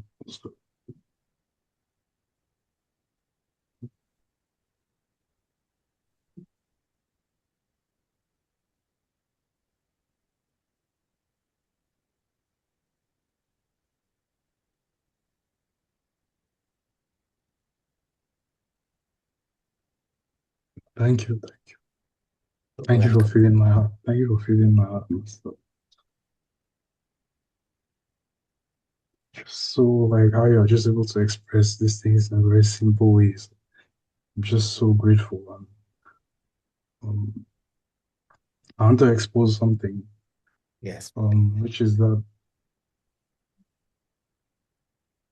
I notice that sometimes like, when I'm arrested by the spirit, there is still like it's still is it's like a spiritual image. Yeah. Like, although I'm witnessing it, but I'm beginning to realize more and more that when, like, for example, if I'm a satsang and the spirit moves me to say something to you, I have to say it. So even Yeah. though I speak to you now, I still have to, because there's something very important in being able to speak this thing like that. Yeah. Yeah. Something is very important to say this. Um, so sometimes there's no there's no worthiness here for these things to happen. But when I'm arrested by the spirit, sometimes I can be Yeah. like in the bus or some kind of thing like in the bus. Um, in that emptiness, I find that like sometimes like my head will just be moving. It's a very strange kind of thing. So I feel that this like a movement of the spirit, Yeah. and because in England sometimes like the buses you can sit like opposite to like the person, and it's very awkward Buses to be opposite to each other. Yes. Yes. it's very awkward, and like the cool guy in me like just have to just be looking at the window and cannot be Yeah. looking at this kind of, but in Yeah. that um in the intention to offer in that emptiness, just loving to be in that, I find that like the current of like beingness, these are just words by the way, they're like this kind of movement happens, and I find my head is just turning, and it's just looking at this person, and something in me is like you have to turn your head away from. Yeah. So like I find that it's happening like that, Yeah. and it is true that in that the sense of identity is not really strong because it doesn't really have its voice doesn't have power, but I there is a subtle spiritual self-image in that, and I just felt to tell you. Um, it's just very important to speak these things somehow. There's a very like subtle kind of. It is not like a thought, but it's like a kind of image that appears in the consciousness, and I don't know. It's like there's like a kind of it's like a push pull of the consciousness, and my sense of will is to be empty of that, to throw myself in that. But there is Yeah. this thing like Yeah. happening inside. Yeah. Like I just have to confess that. And sometimes I'm just like, and I know that the witness in the spirit of God is watching all of this. I know that it is watching all of this, and it's so these kind of things happen. And so even in the it's always like a subtle way in which the mind tries to insert the sense of the somebodyness in the Yeah. emptiness somehow. It's even like the words is not necessarily even it can mean in a very spiritual way, in a very it's very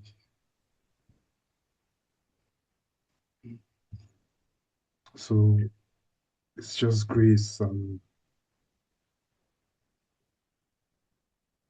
Thank you. Thank you for like this is a problem I love to hear. And what a beautiful problem to have. He says, when I'm arrested by the spirit, you see, so first, like before we get into anything after that, that itself is beautiful. That itself is beautiful. So our job in this life, the purpose of this life, the purpose of this life is to become vessels of spirit, is to become temples of spirit, the temple of the Atma within. So, how will we become vessels of spirit? First, we will be arrested by the spirit from time to time. Then that arresting will seem like it is perpetuating, it is continuing. You see? Then it'll feel like my life belongs to spirit alone. And then sometimes I'm arrested by Maya.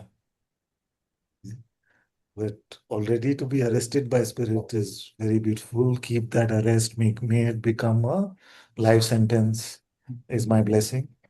May this arrest last a full lifetime.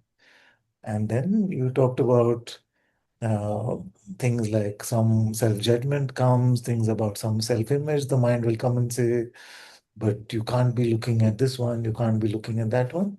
all this will happen. You will transcend all of this and you will learn to surrender to the spirit in all of these ways. There will be, I'm sure, already happening where you start speaking words, but you don't know where they're going, what sentence will come, what is the end of the sentence, you don't know, but the words are starting to come out. You don't know if you're going to make a big fool of yourself or you will have people falling at your feet, but you're not bothered about either situation. So keep at it. I reassure you that this spirit, this Atma, is the most intelligent. All the intelligence of the entire universe comes from this alone.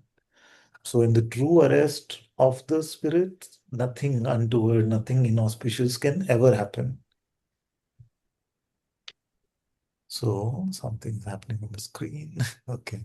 So, just be reassured. I'm here to tell you that truly spirit will lead to greater love being spread, greater humility in you, deepening of love and life.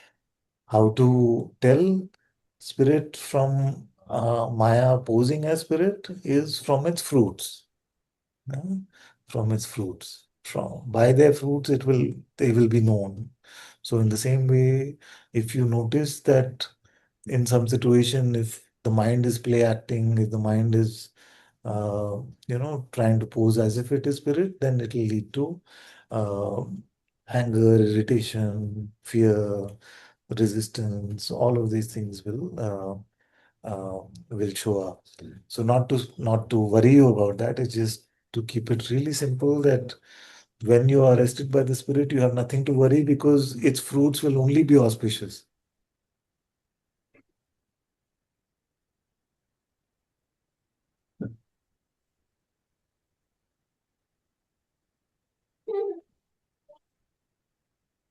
So it's like I, I have to also confess that there is a deep, deep, deep contrast, and like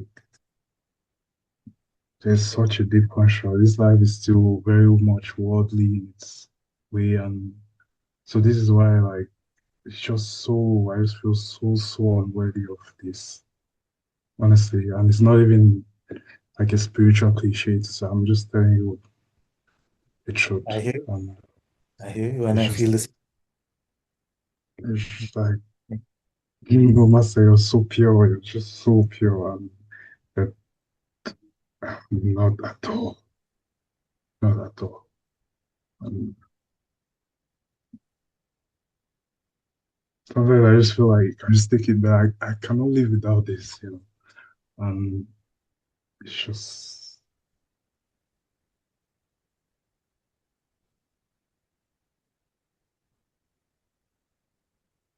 This is very beautiful. This is very beautiful. When we see the magnificence of the one he has put in our heart, and we see the primitive, rudimentary conditioning that we all continue to have, then this is very natural. This humbling, this humility, this repentance, this um, looking at his magnificent eyes, we feel like there's nothing that I could have ever done to deserve this in my life. You see, so this is not the unworthiness which keeps us away from God. This is the gratitude which sounds like unworthiness. This is the depth of gratitude saying, me, I was given this gift which is so beyond this universe. Unbelievable. I cannot believe his kindness, his mercy upon my life. That is the spirit in which we say this. So in words, it may be confused like a mental, psychological unworthiness, but it is not. We just feel so much awe at his magnificence, and we see the primitive nature of our conditioning and what we still could want and what still irritates and angers us. And we say that this foolish one received such a great gift. how merciful must the Father be? So I hear you in this, and I bless you, my child. I bless you. So fortunate that he brought you to my life, Master. It's just the spirit is just doing these things, and Yes. So all the Spirit's grace.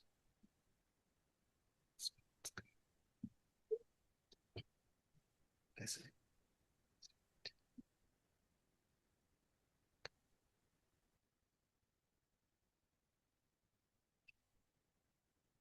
Okay, let's go to Samia.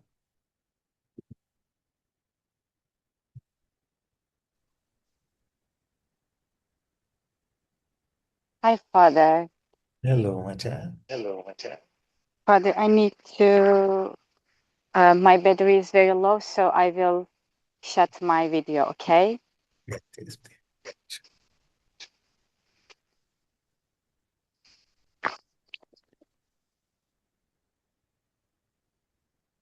Again, I just need a little time to settle, Father. Same, I can take a water blanket. Mhm.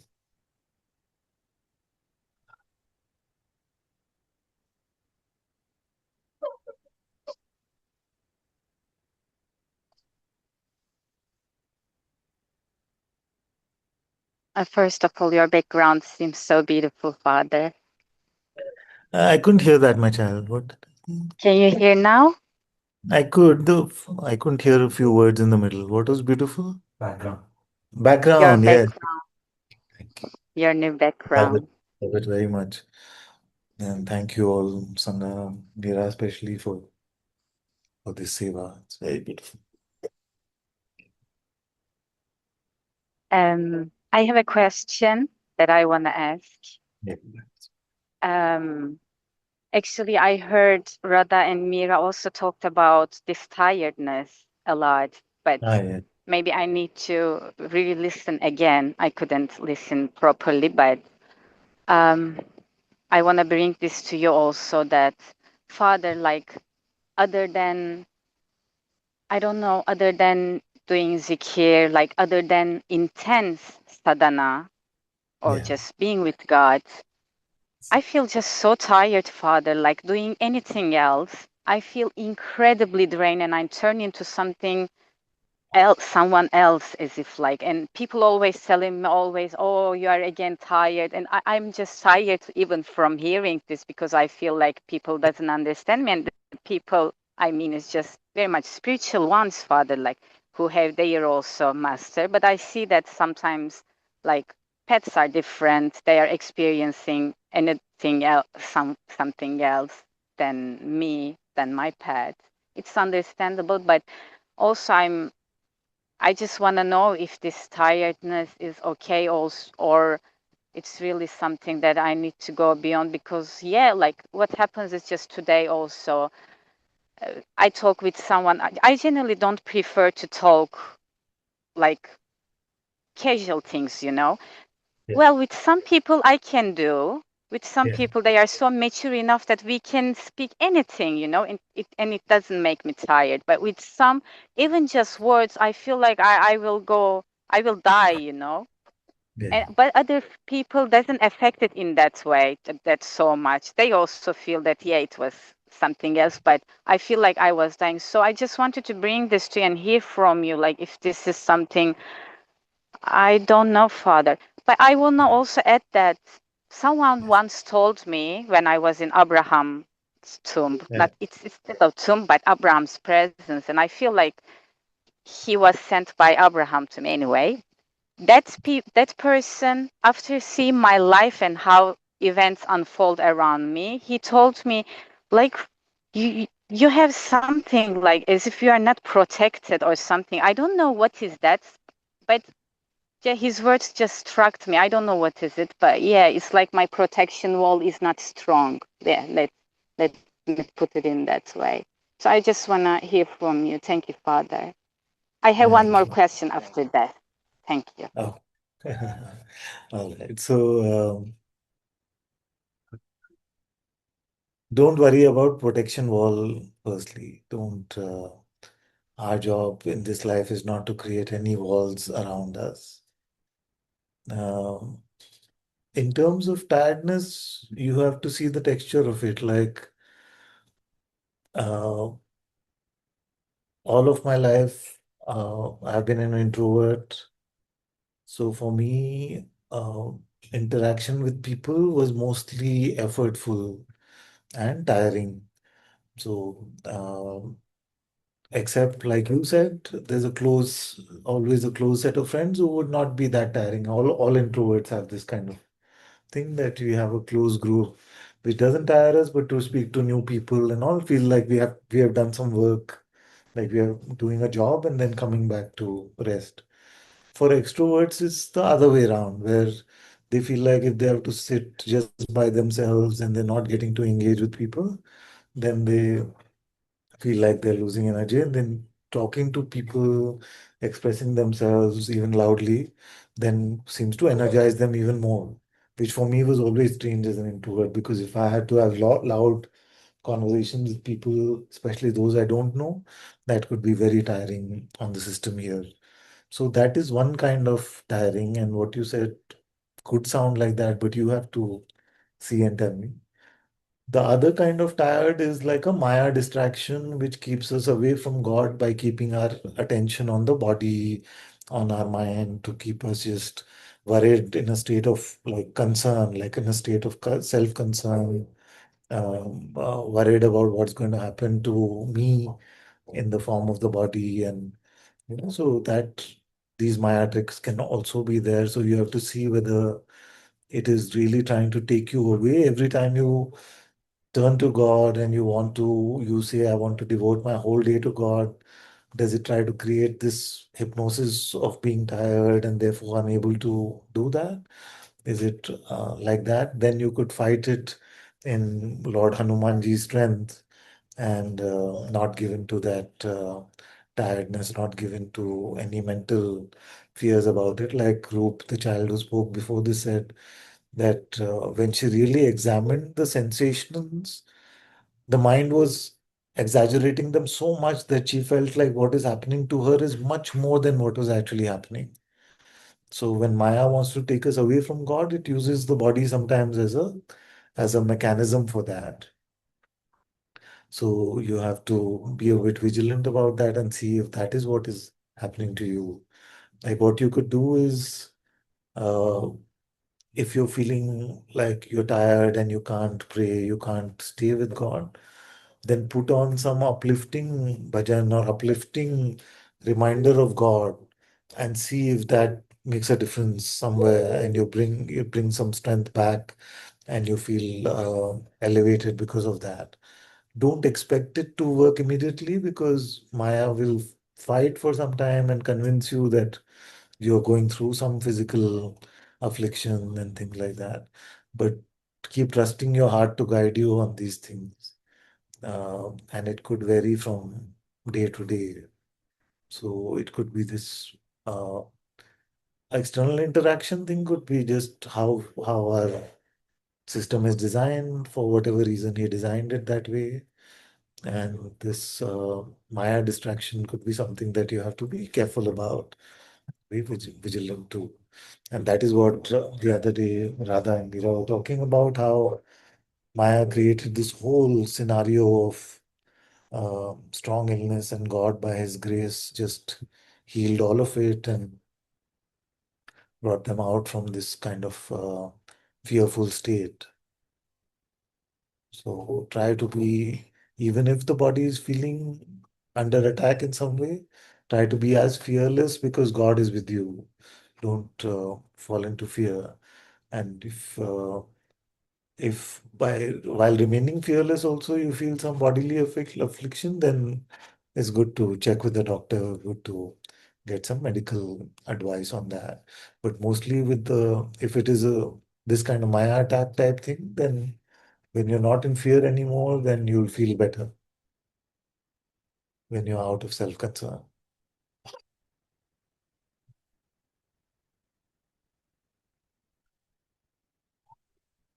Yes. Very good. You want to say more? Thank you. Well, Yeah, I think it's about this introvert extrovert thing also very much, and not accepting our role in the world. Sometimes we want to be otherwise, but yeah, maybe we just need to accept how it is, because I also enjoy it, like this is how I am. But I just wanted to bring more things to that, is that I think Uh, yeah, I think when I feel tired or drained, because I'm just with people now, and I need to always take time alone, and I don't have this chance now, and it feels awful, because I don't want to be like this around people. It's not good for them, it's not good for me, but I cannot find my way out, and this is where Maya enters in. But I think I just need to find my way and just go with this, and that doesn't play like someone else, just accept myself. Yeah.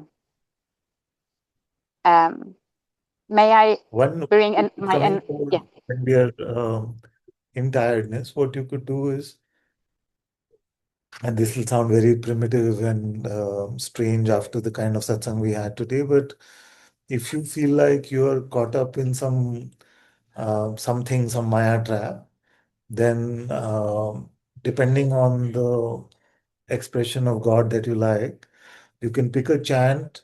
Like we love Jai Bajrang Bali, so we go Jai Bajrang Bali. So we can go like 10 times.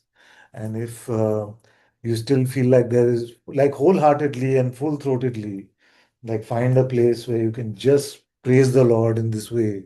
So Jai means victory to the Lord, victory to God. So praise the Lord wholeheartedly, full throatedly a few times. And if that doesn't change your inner complexion, then probably it's all right to meet a doctor.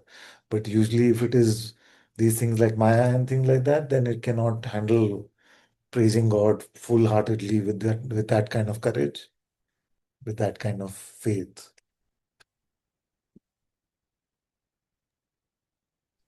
Thank you, Father. I will try that.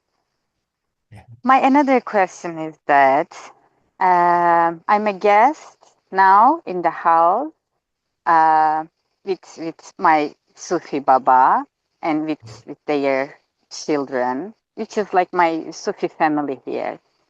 But it's interesting to say things. But I feel like, of course, my spirit. I don't know, Father.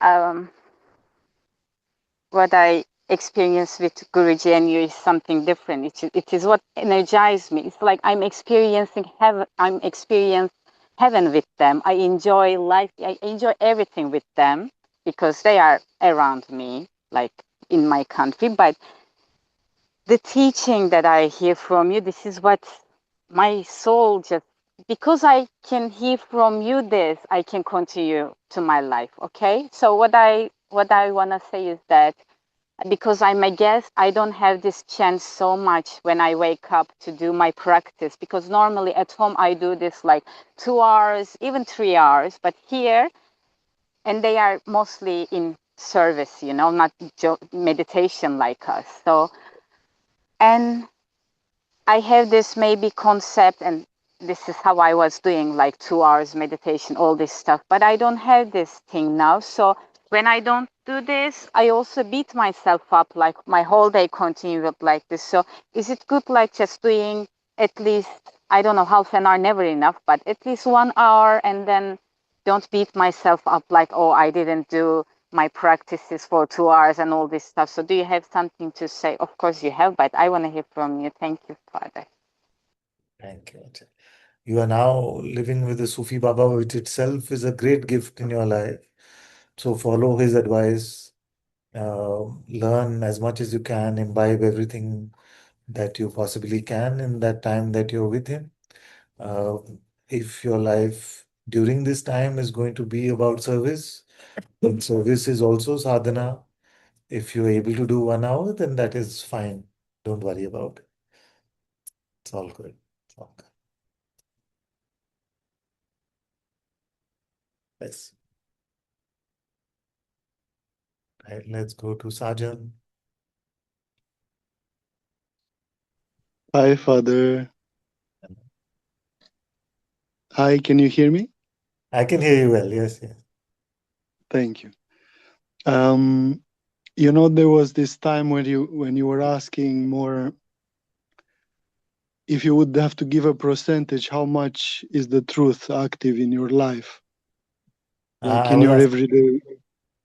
Maybe not exactly like this, but it kind of stayed with me. This way of looking, how Yes, much of my day is infused, and it's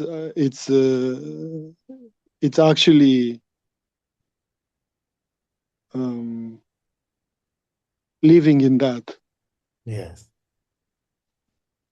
And I would have, like, I was speaking with the Sangha brother, and this subject came, and then I was asking him also, and he was saying for him he doesn't count like that, and he felt like this approach is a bit still too concerned about about my own person, basically. And I was trying to explain that it's from love that I want to for it to really not live even 1 inch where it's not infused.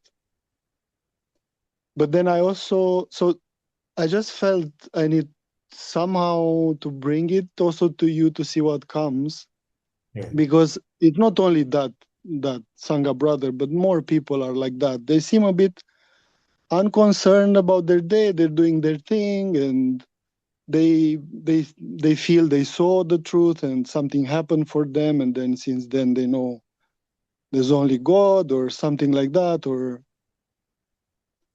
and I was telling him, if you ask me about the absolute truth, I will try my best to go to that and speak from now and say, yes, hopefully, to have that insight to say there is only God. There's no past, future. There's no me to be close to it. Or but then if you ask me how much of my life is infused with that, then there's another realm yes, where I can't say no, there's only God, and I don't care about that. It's like that chapter is over. I don't know, something doesn't feel right yes, for me, because he's still, I mean, I'm not saying about him in particular, but he's interested yes, in news and state of the world and stuff. And I say, well, you can't say that for you it doesn't matter how much truth is alive in each moment, and then still consider these things to be important. And you remember the news, but you don't remember your day, how much it was in God or not. So I was a little bit going back and forth like that. But something I like also of their lack of concern, and I feel maybe I'm making this concern about living the truth still a bit too personal, but also to drop it. And then, because he was saying, just drop everything for a week. Don't think about how much, because for him it was tiring, this way of looking. Okay, what's alive now? Is it from God, or is from the Maya? Is from, yes. for him it was too complex or too complicated. So if you feel to say something on this, please. Yes, Vijay. Thank you for sharing. It's such a tricky subject, such a tricky subject, and what may hit home in one context with one way of sharing, with one way of meeting God, with one path in a way, may not hit home when someone is not in the same context, in the same emotion, in a different way. No, I'm not saying better or worse at all. I'm just saying difference then can make the words themselves feel very different, almost attacky at some point. So that can be a challenge. What happens is that between Sangha brothers and sisters also there can be a bit of like more this kind of friction may happen, and when both are trying to make their form of looking at it appeal to the other one, and the other one is not seeming that open to that, it can seem cause between Sangha, it can come more and more. So with the Sangha here, more and more, I'm encouraging everyone that don't say anything spiritual unless it is coming from spirit. So unless it is coming from spirit, because many times I've seen that our intentions could be very good. We want to share, we want to help, all of that, but we're relying on what is working for us.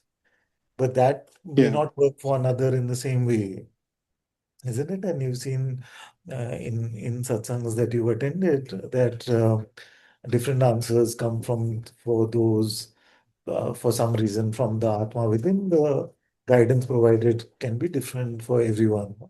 So I would say two things. One is that just allow yourself to be empty of any construct for yourself and just allow the spirit to speak. Because if it is spiritual, then the spirit can speak through you. Mm. And that is good practice for you as you're deepening in this path. One day, all of you have to share God's light in your own ways. So that is good practice that you must not go. Like, I must not come into satsang with a predetermined idea that today I'm going to tell them this pathway. Like the whole rant that happened and the way satsang went and all that. None of that was really planned. I was actually very, before the Zoom started, we were just chatting, laughing about things. And once it started, it just, I like to use Divan's word, I was arrested by the spirit to speak in that way, that it came like that. So allow yourself, without concern about the outcome, allow yourself to be used by the spirit, because that is really the only time where we are sharing spiritually. We're Mm. not really, if you're sharing it from a place of understanding of what the Mm. spirit has told us, then we're not really sharing it from a true spiritual place anyway. So that is the first thing. And the second thing is that whenever you see that with the Sangha brother or sister, whenever you see that the door is closed, then don't try too hard to open it. Just knock gently. And, and then if you see it's not really opening, and both sides are trying to open the other one's door, and it's too difficult to figure out who's opening which door, just relax, hug each other, you know, maybe sing a bhajan or something like that. It's Yeah. Yes, yes, like, Father. like it becomes like Sorry, sorry. it becomes like it doesn't really leave a good taste, and then people end up becoming more closed both ways to this thing. Yeah. So if you notice, the attempt is both sides are trying to attempt to open the other one's door, thinking that this one is so closed.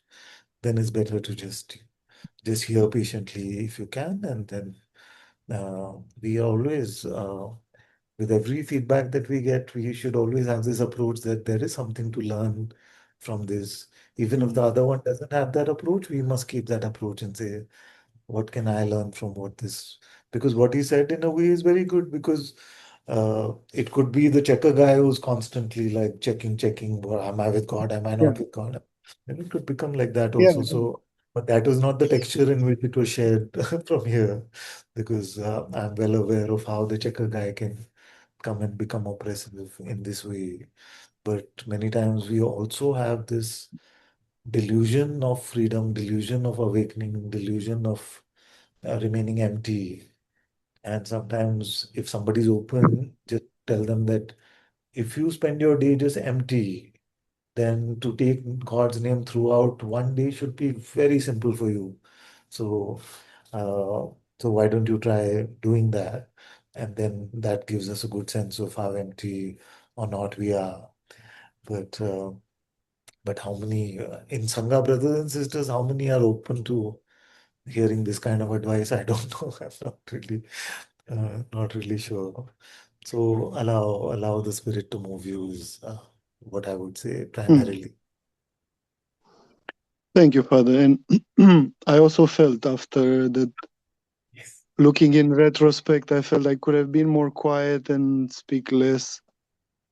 But the whole conversation actually started quiet because we were meeting for lunch, and it was friendly. It was not just this trying to Yeah. convince each other. It was just for me, it was an interesting. It's very interesting to explore this. So it started more like that, and it's Yeah. still. It's more about myself. Like I'm interested. Where is the? Sometimes I'm honestly surprised by people who feel very like that they're authentic in some way, but then in spirituality, but they don't have this. They don't seem to be concerned about their everyday life in any way. They just do their thing and just say something. Oh, wow, oh, well, how can you? So then I want to ask them, well, how? Okay, so how do you? How is that working for you? How do you feel? Is you feel is God is active in the day, and you feel so that it more started a bit like that. The this it seems like they don't have an extra concern that I do have because I feel to really take this deeply. So it's for my own self. I'm not sure where that concern falls into a lack of love and more personal self concern, and where it actually serves God. Where is that line? And then in that light, I'm sharing it with you now Yes. Yes. to because I really don't know. Like if you ask me how much is active the truth in my life, maybe I'm harsh with myself, but I would say less than 10%, maybe even 5%, maybe is a lot. If it's really active, Yes. I don't know time wise.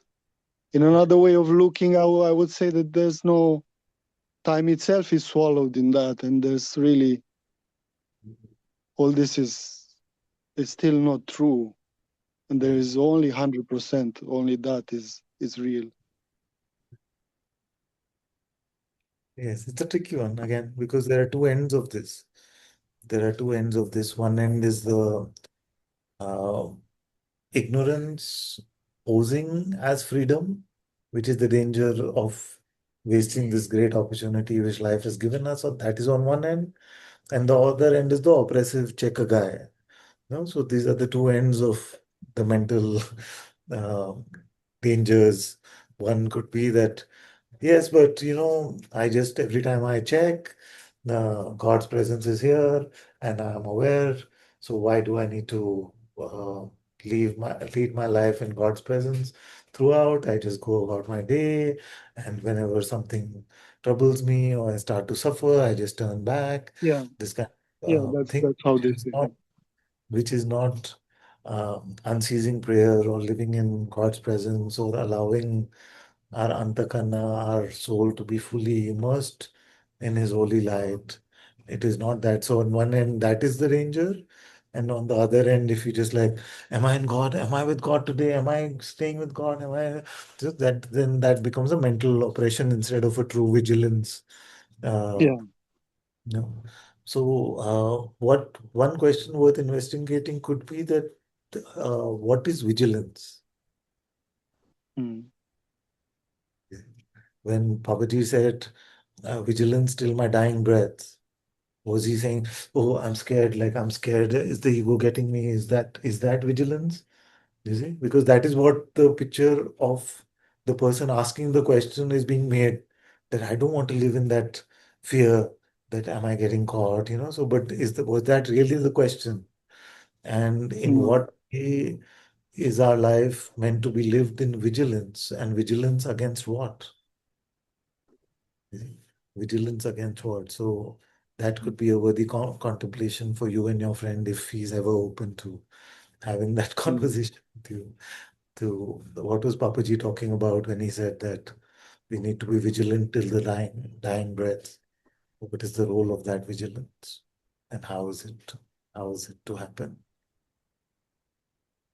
Well, he would say, maybe my friend would say, because I mentioned that vigilance, and he would say that he goes about his day exactly like you said earlier, and then when suffering pokes, he knows he has been departed a bit, and then he comes back. And but you were saying that's not the way for I would, unceasing living in God. yes, I would humbly say that that is not, and it doesn't really work like that. Very few of us have those kind of spiritual muscles that first we fall Mm. in suffering and we are so vigilant about that, that the instant we fall into it, we turn to the reality of ourselves as pure awareness and we get pulled out. I've rarely seen that capacity. Usually, suffering then knocks us out for at least a few minutes before we are able to get our composure back and our center back. So I would not say, at least in my expression, I don't suggest first waiting to fall into the ditch and then trying to pull ourselves out.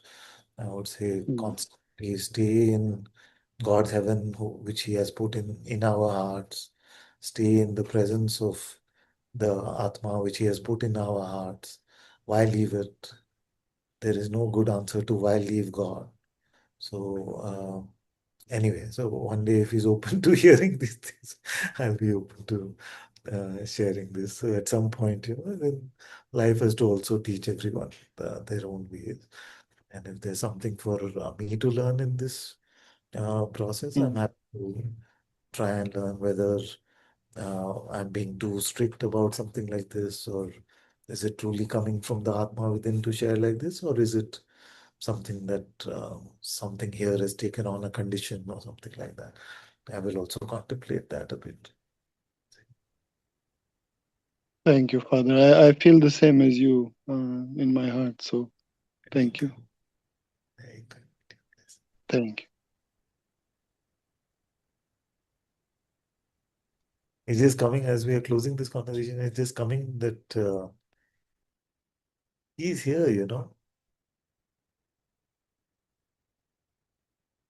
and he's provided himself as the Atma within in our hearts. I don't feel it has been provided as a rescue mechanism. I feel he's been provided as the beloved himself to live our life with, not to turn to when we are falling in the traps of Maya. At least that is the predominant feeling at this point. But always good to like a like always to contemplate feedback can only lead to good, not to anything bad. Very good. Let's go to Yannick and then Aditya.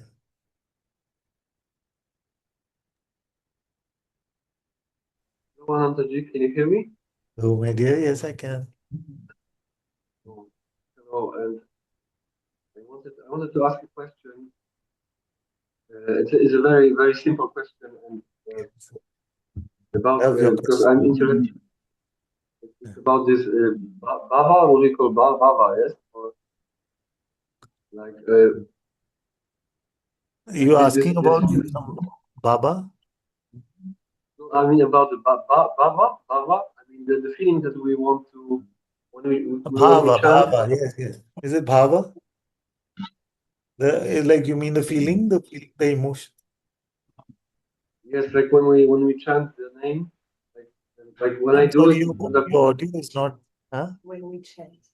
When we chant, when we take the name. Okay, yes, yes. Okay. so I apologize, and I was a No, little no, bit no, it's fine, it's oh, fine. like I was just wondering how to how to develop or increase this bhava, this Yes, feeling. yes, yes. Very good, very good. Thank you. That's a beautiful question and very straightforward. So, how to, because all the sages trap us in this way. First, they say, oh, just chant with your lips, it's enough. Then they say, no, you have to have bhava when you're chanting, you need to do it with feeling, with your full heart. Then they say you have to do it in God's presence. In fact, then they say that you have to ultimately become the witness of that chanting which the Atma is praying in your heart. So they keep changing the goalposts. Very unfair of them. They do like that. So how to go from the first stage of just mechanically chanting, mechanically taking the name to building the love, building the bhava. Like in my case, I feel like few tips are there. One is that when I take God's name, I make myself available to be loved by Him. So the way to invoke love is to make yourself available to be loved by Him. That is one way. The second way is to just say that my heart is yours.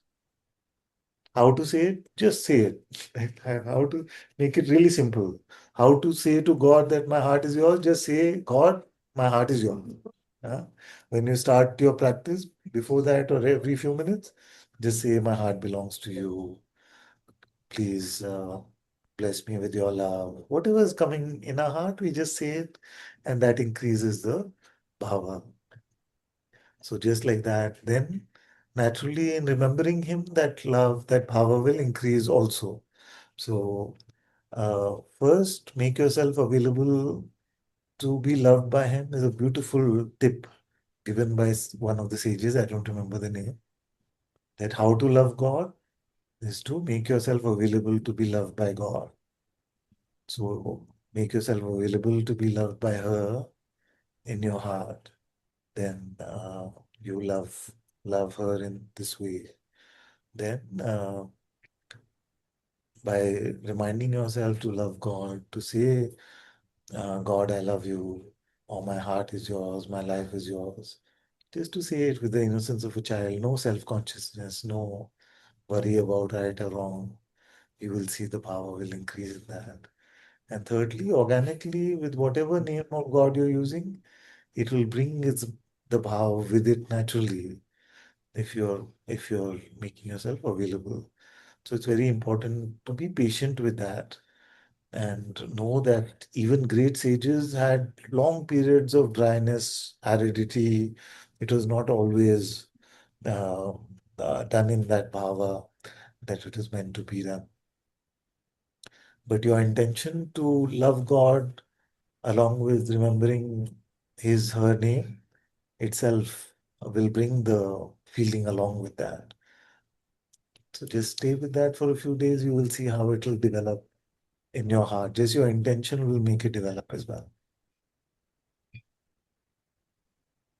Can I ask one last question? Yes, please. Like when we when we experience these moments of quite like how to say lightness or a little bit of freedom from thinking, and then we might have this feeling, or maybe it's a good thing to use this time like in a good way, and maybe bring up some people who we might probably not forgiven or something. Yes. Just one moment. So Okay, just sorry, I'm pausing you for good. Not rushing.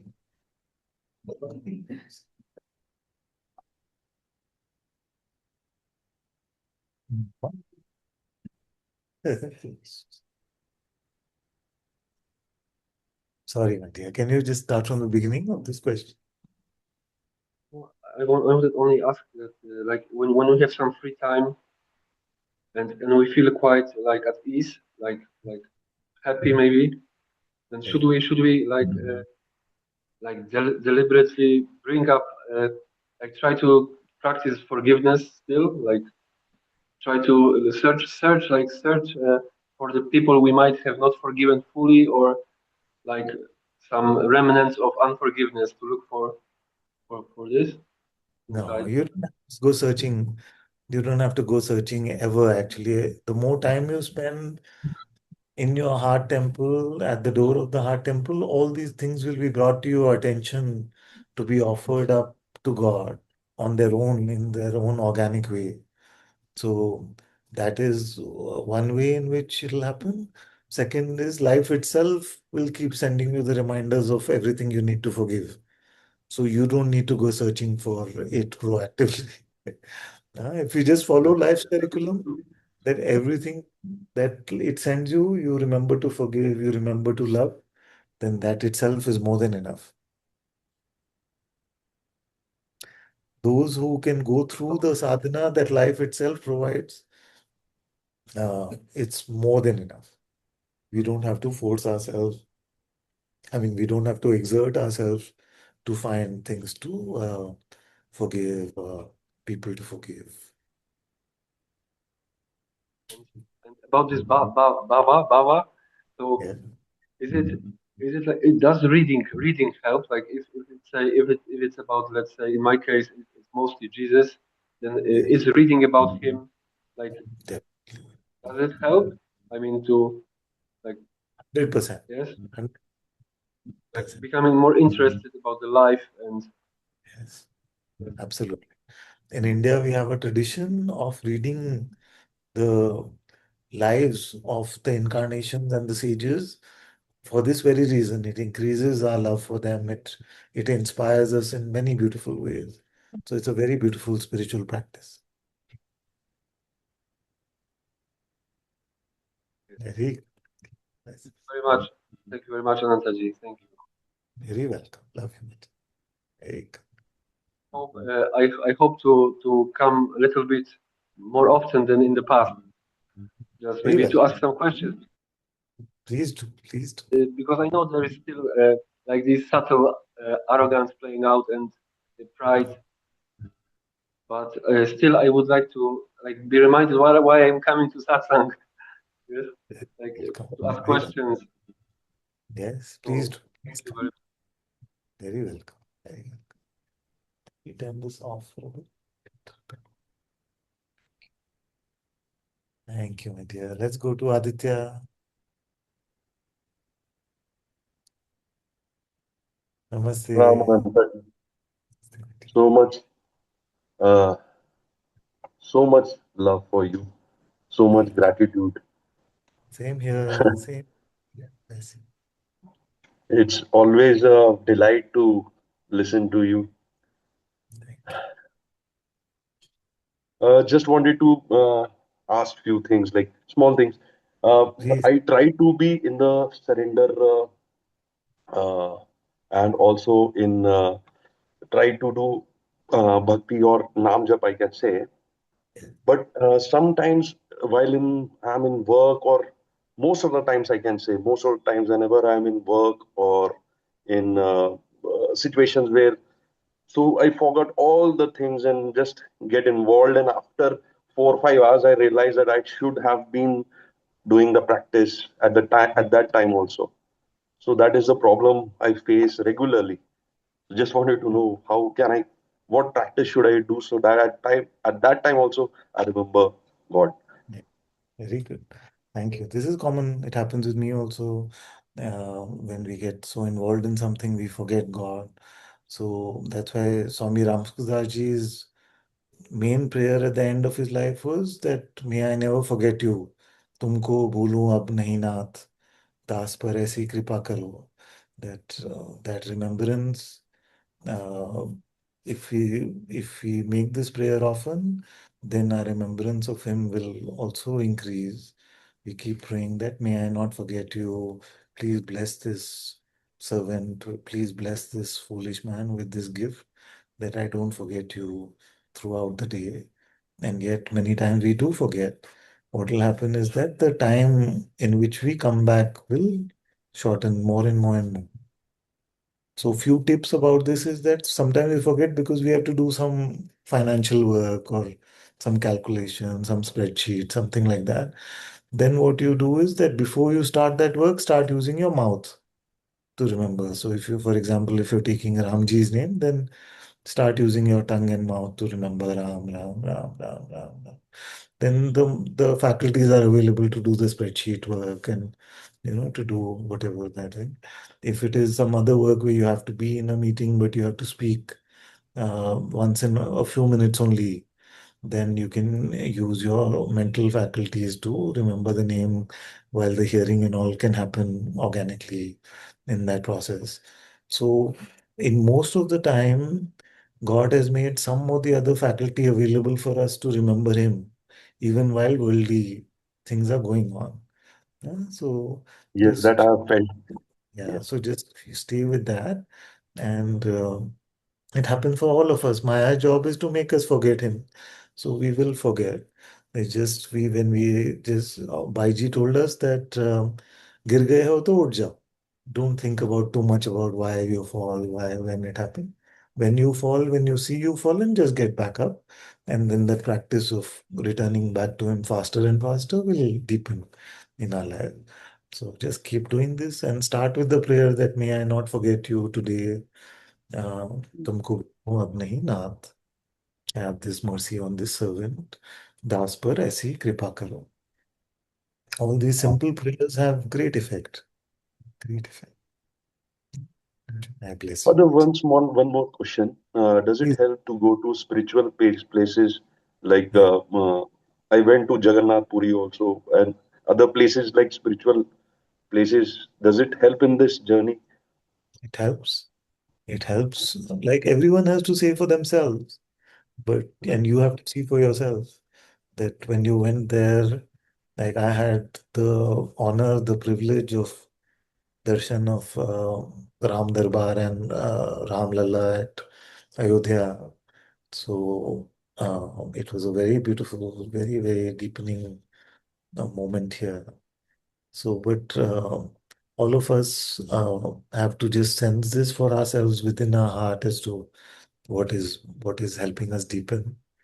So, but it does, in my experience, it does help.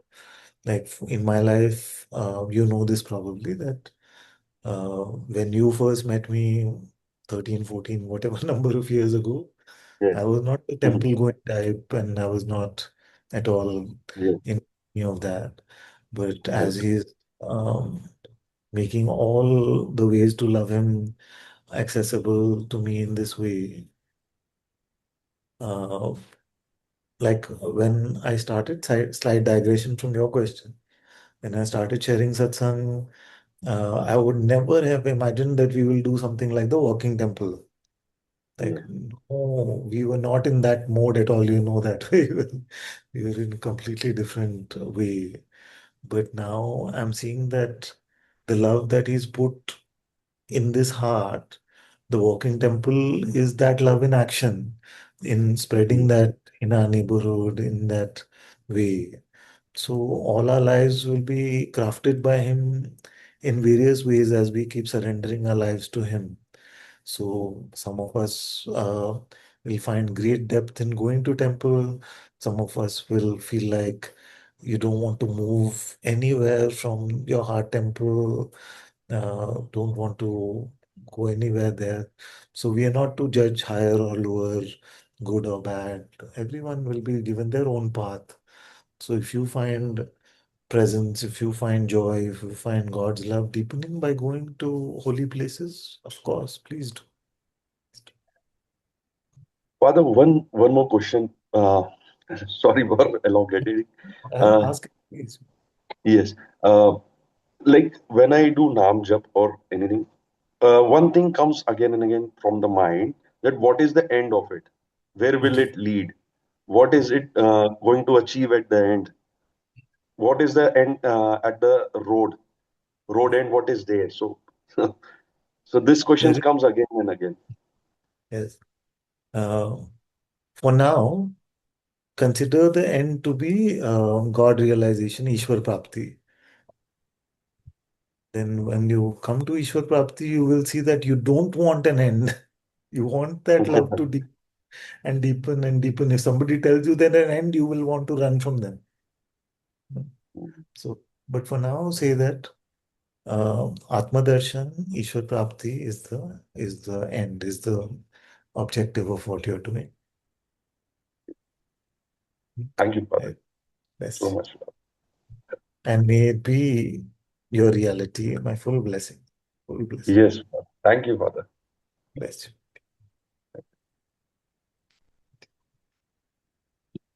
Okay, let's go to Shivani.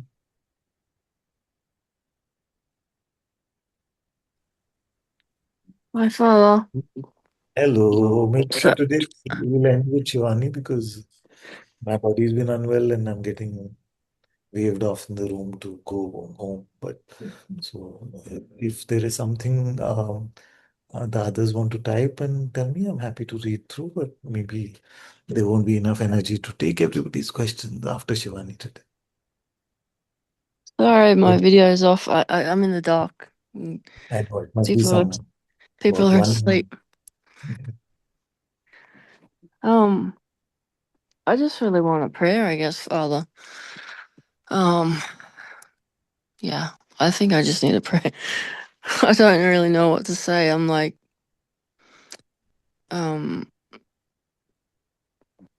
I've been like reading the A Course in Miracles, and it's very similar to like when I stopped coming regularly into person into satsang. I feel like I've gotten to a place where it's strengthening, or there's resistance or something. It's like strengthening all the negativity, like all the ego's just like going.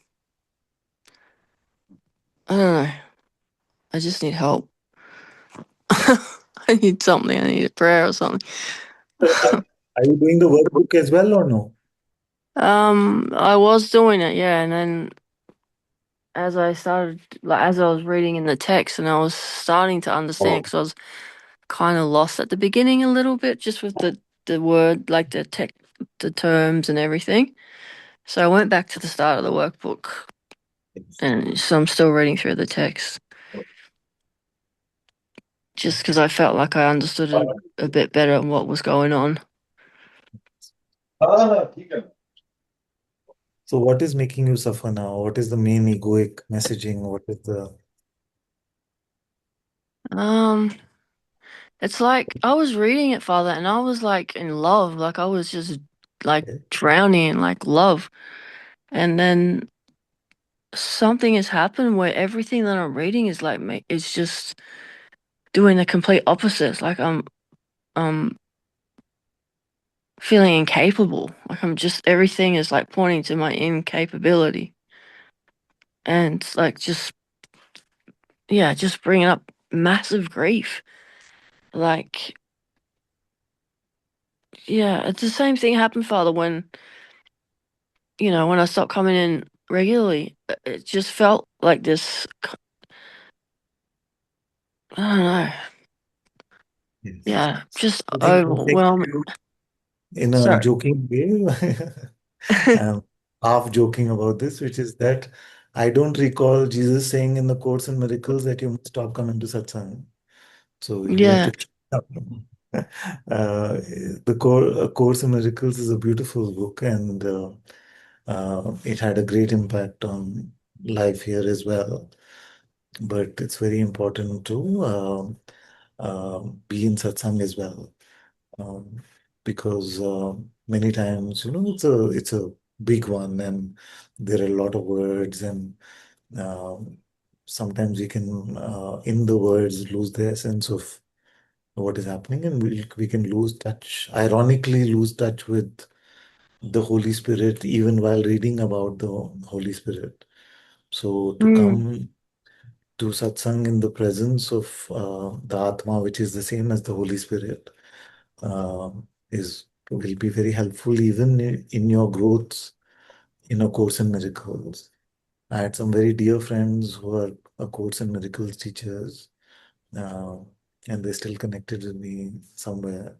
But they also they're open to various forms of spirituality and deepening in the spirit through that way.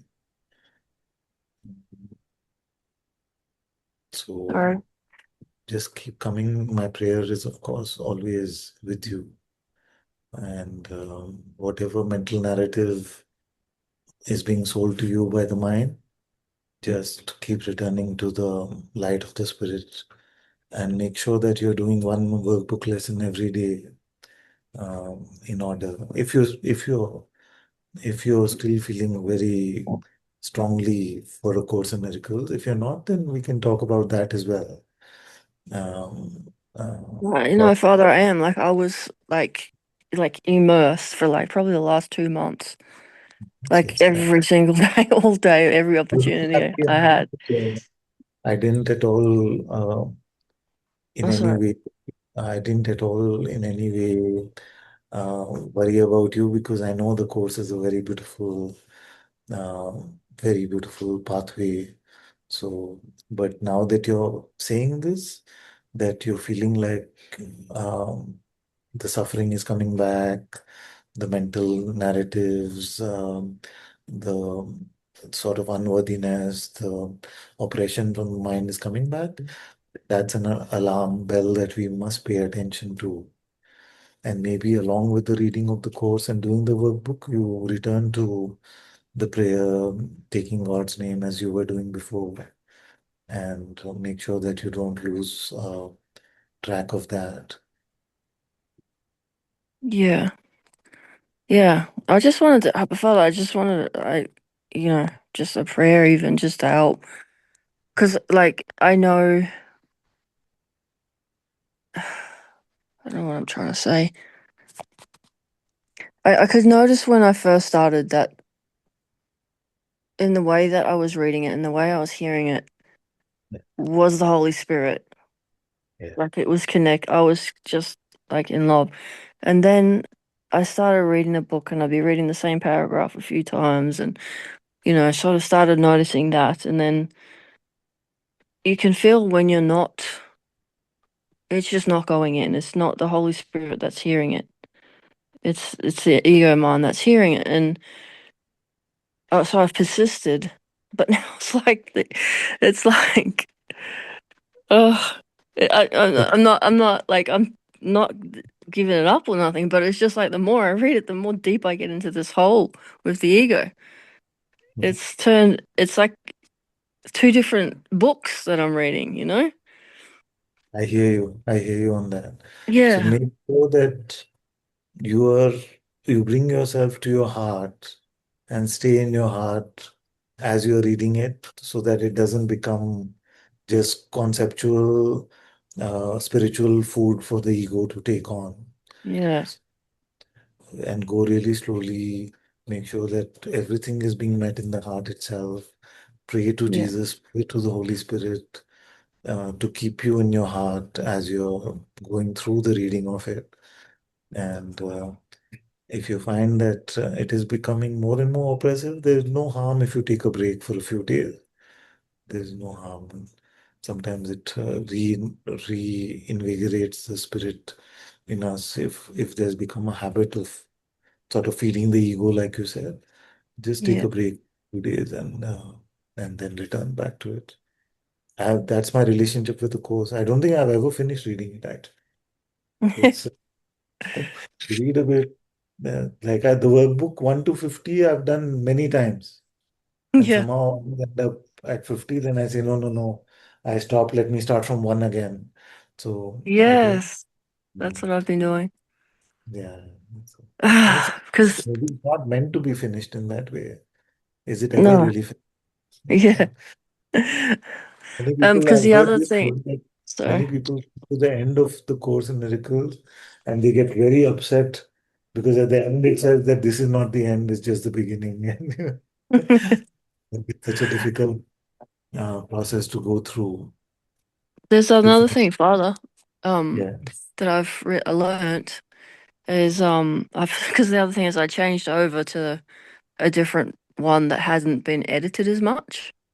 yeah, Because there's a foundation for inner peace that's like quite edited, and then you've got the Urtext, which is basically the manuscripts, and then yeah, in between that you've got you know there's another yeah, one which I'm doing now, and it's got so much more that actually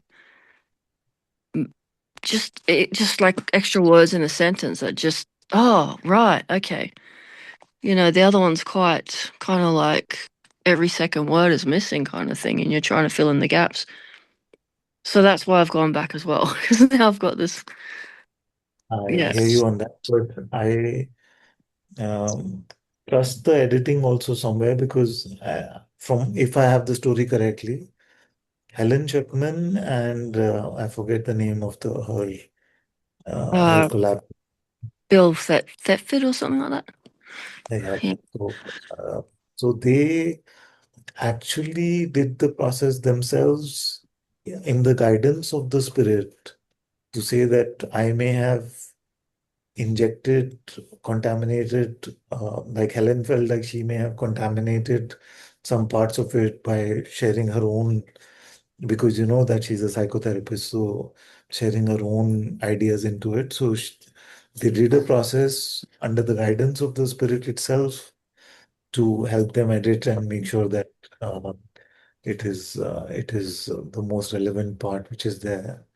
So somewhere, if this story is correct, you can do some research on that.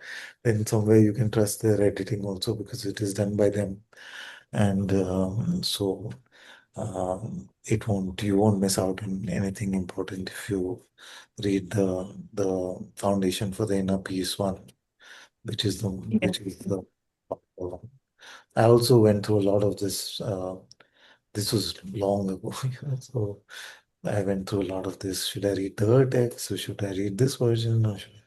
Then I realized that it is Helen and Bill only who, under the guidance of the spirit, did the editing to try and take out any contamination that may have happened from their own understanding from the text. And so that is what I settled on. I don't know how true it is or not, but we have Yeah. to settle something.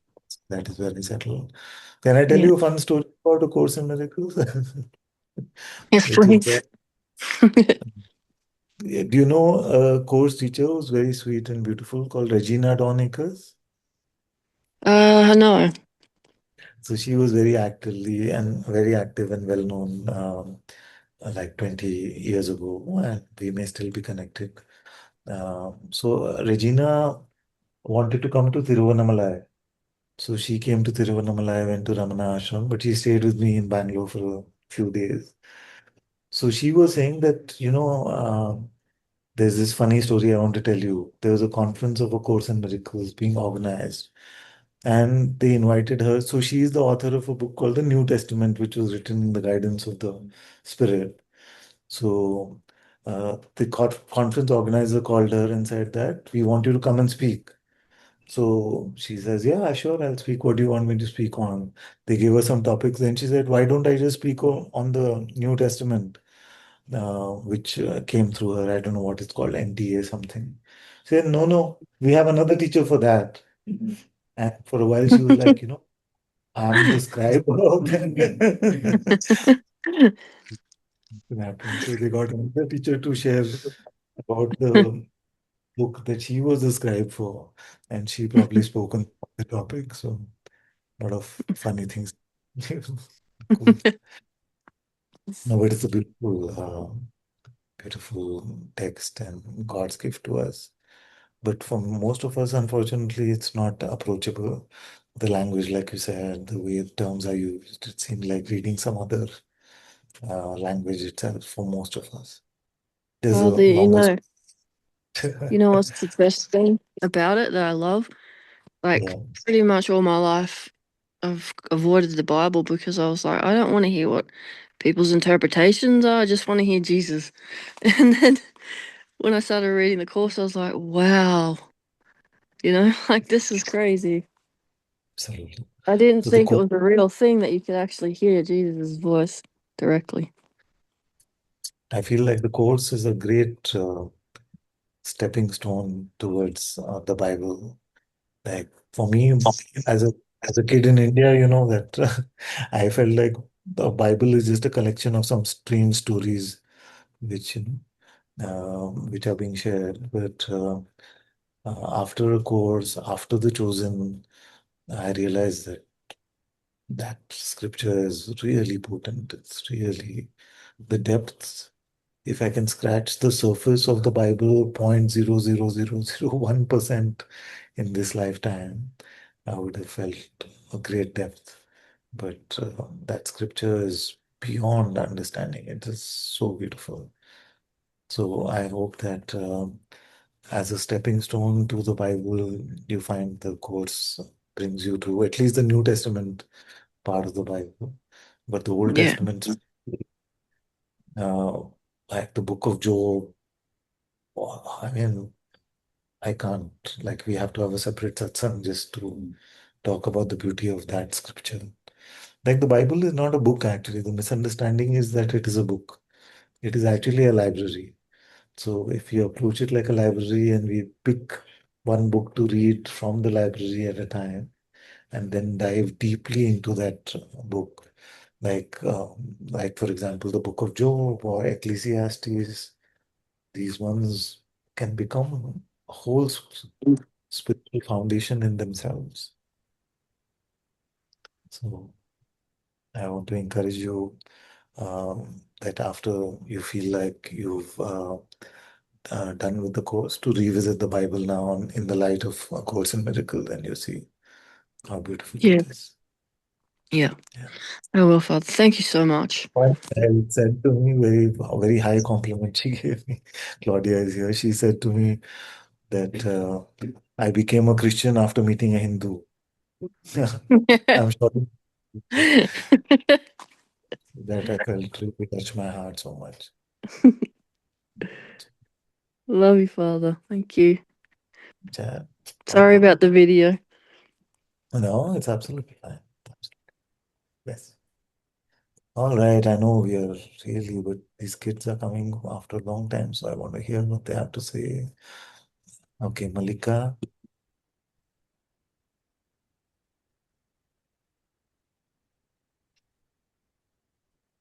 I don't know. She put her hand up by mistake. Aditya, come. Aditya has already come. Okay. Malika seems to have put her hand up by mistake. All right. All right. So can I take everyone's permission to end today? I pray for all of you. I bless you deeply in my heart. And any of you are always welcome to write to me on WhatsApp if I missed your question.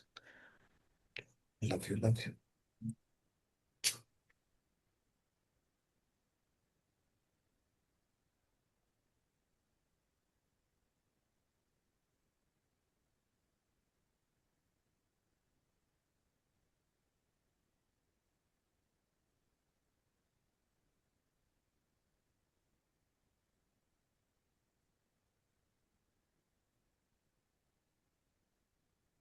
I've read your messages, Suresh and Chakun. Thank you so much. Very beautiful.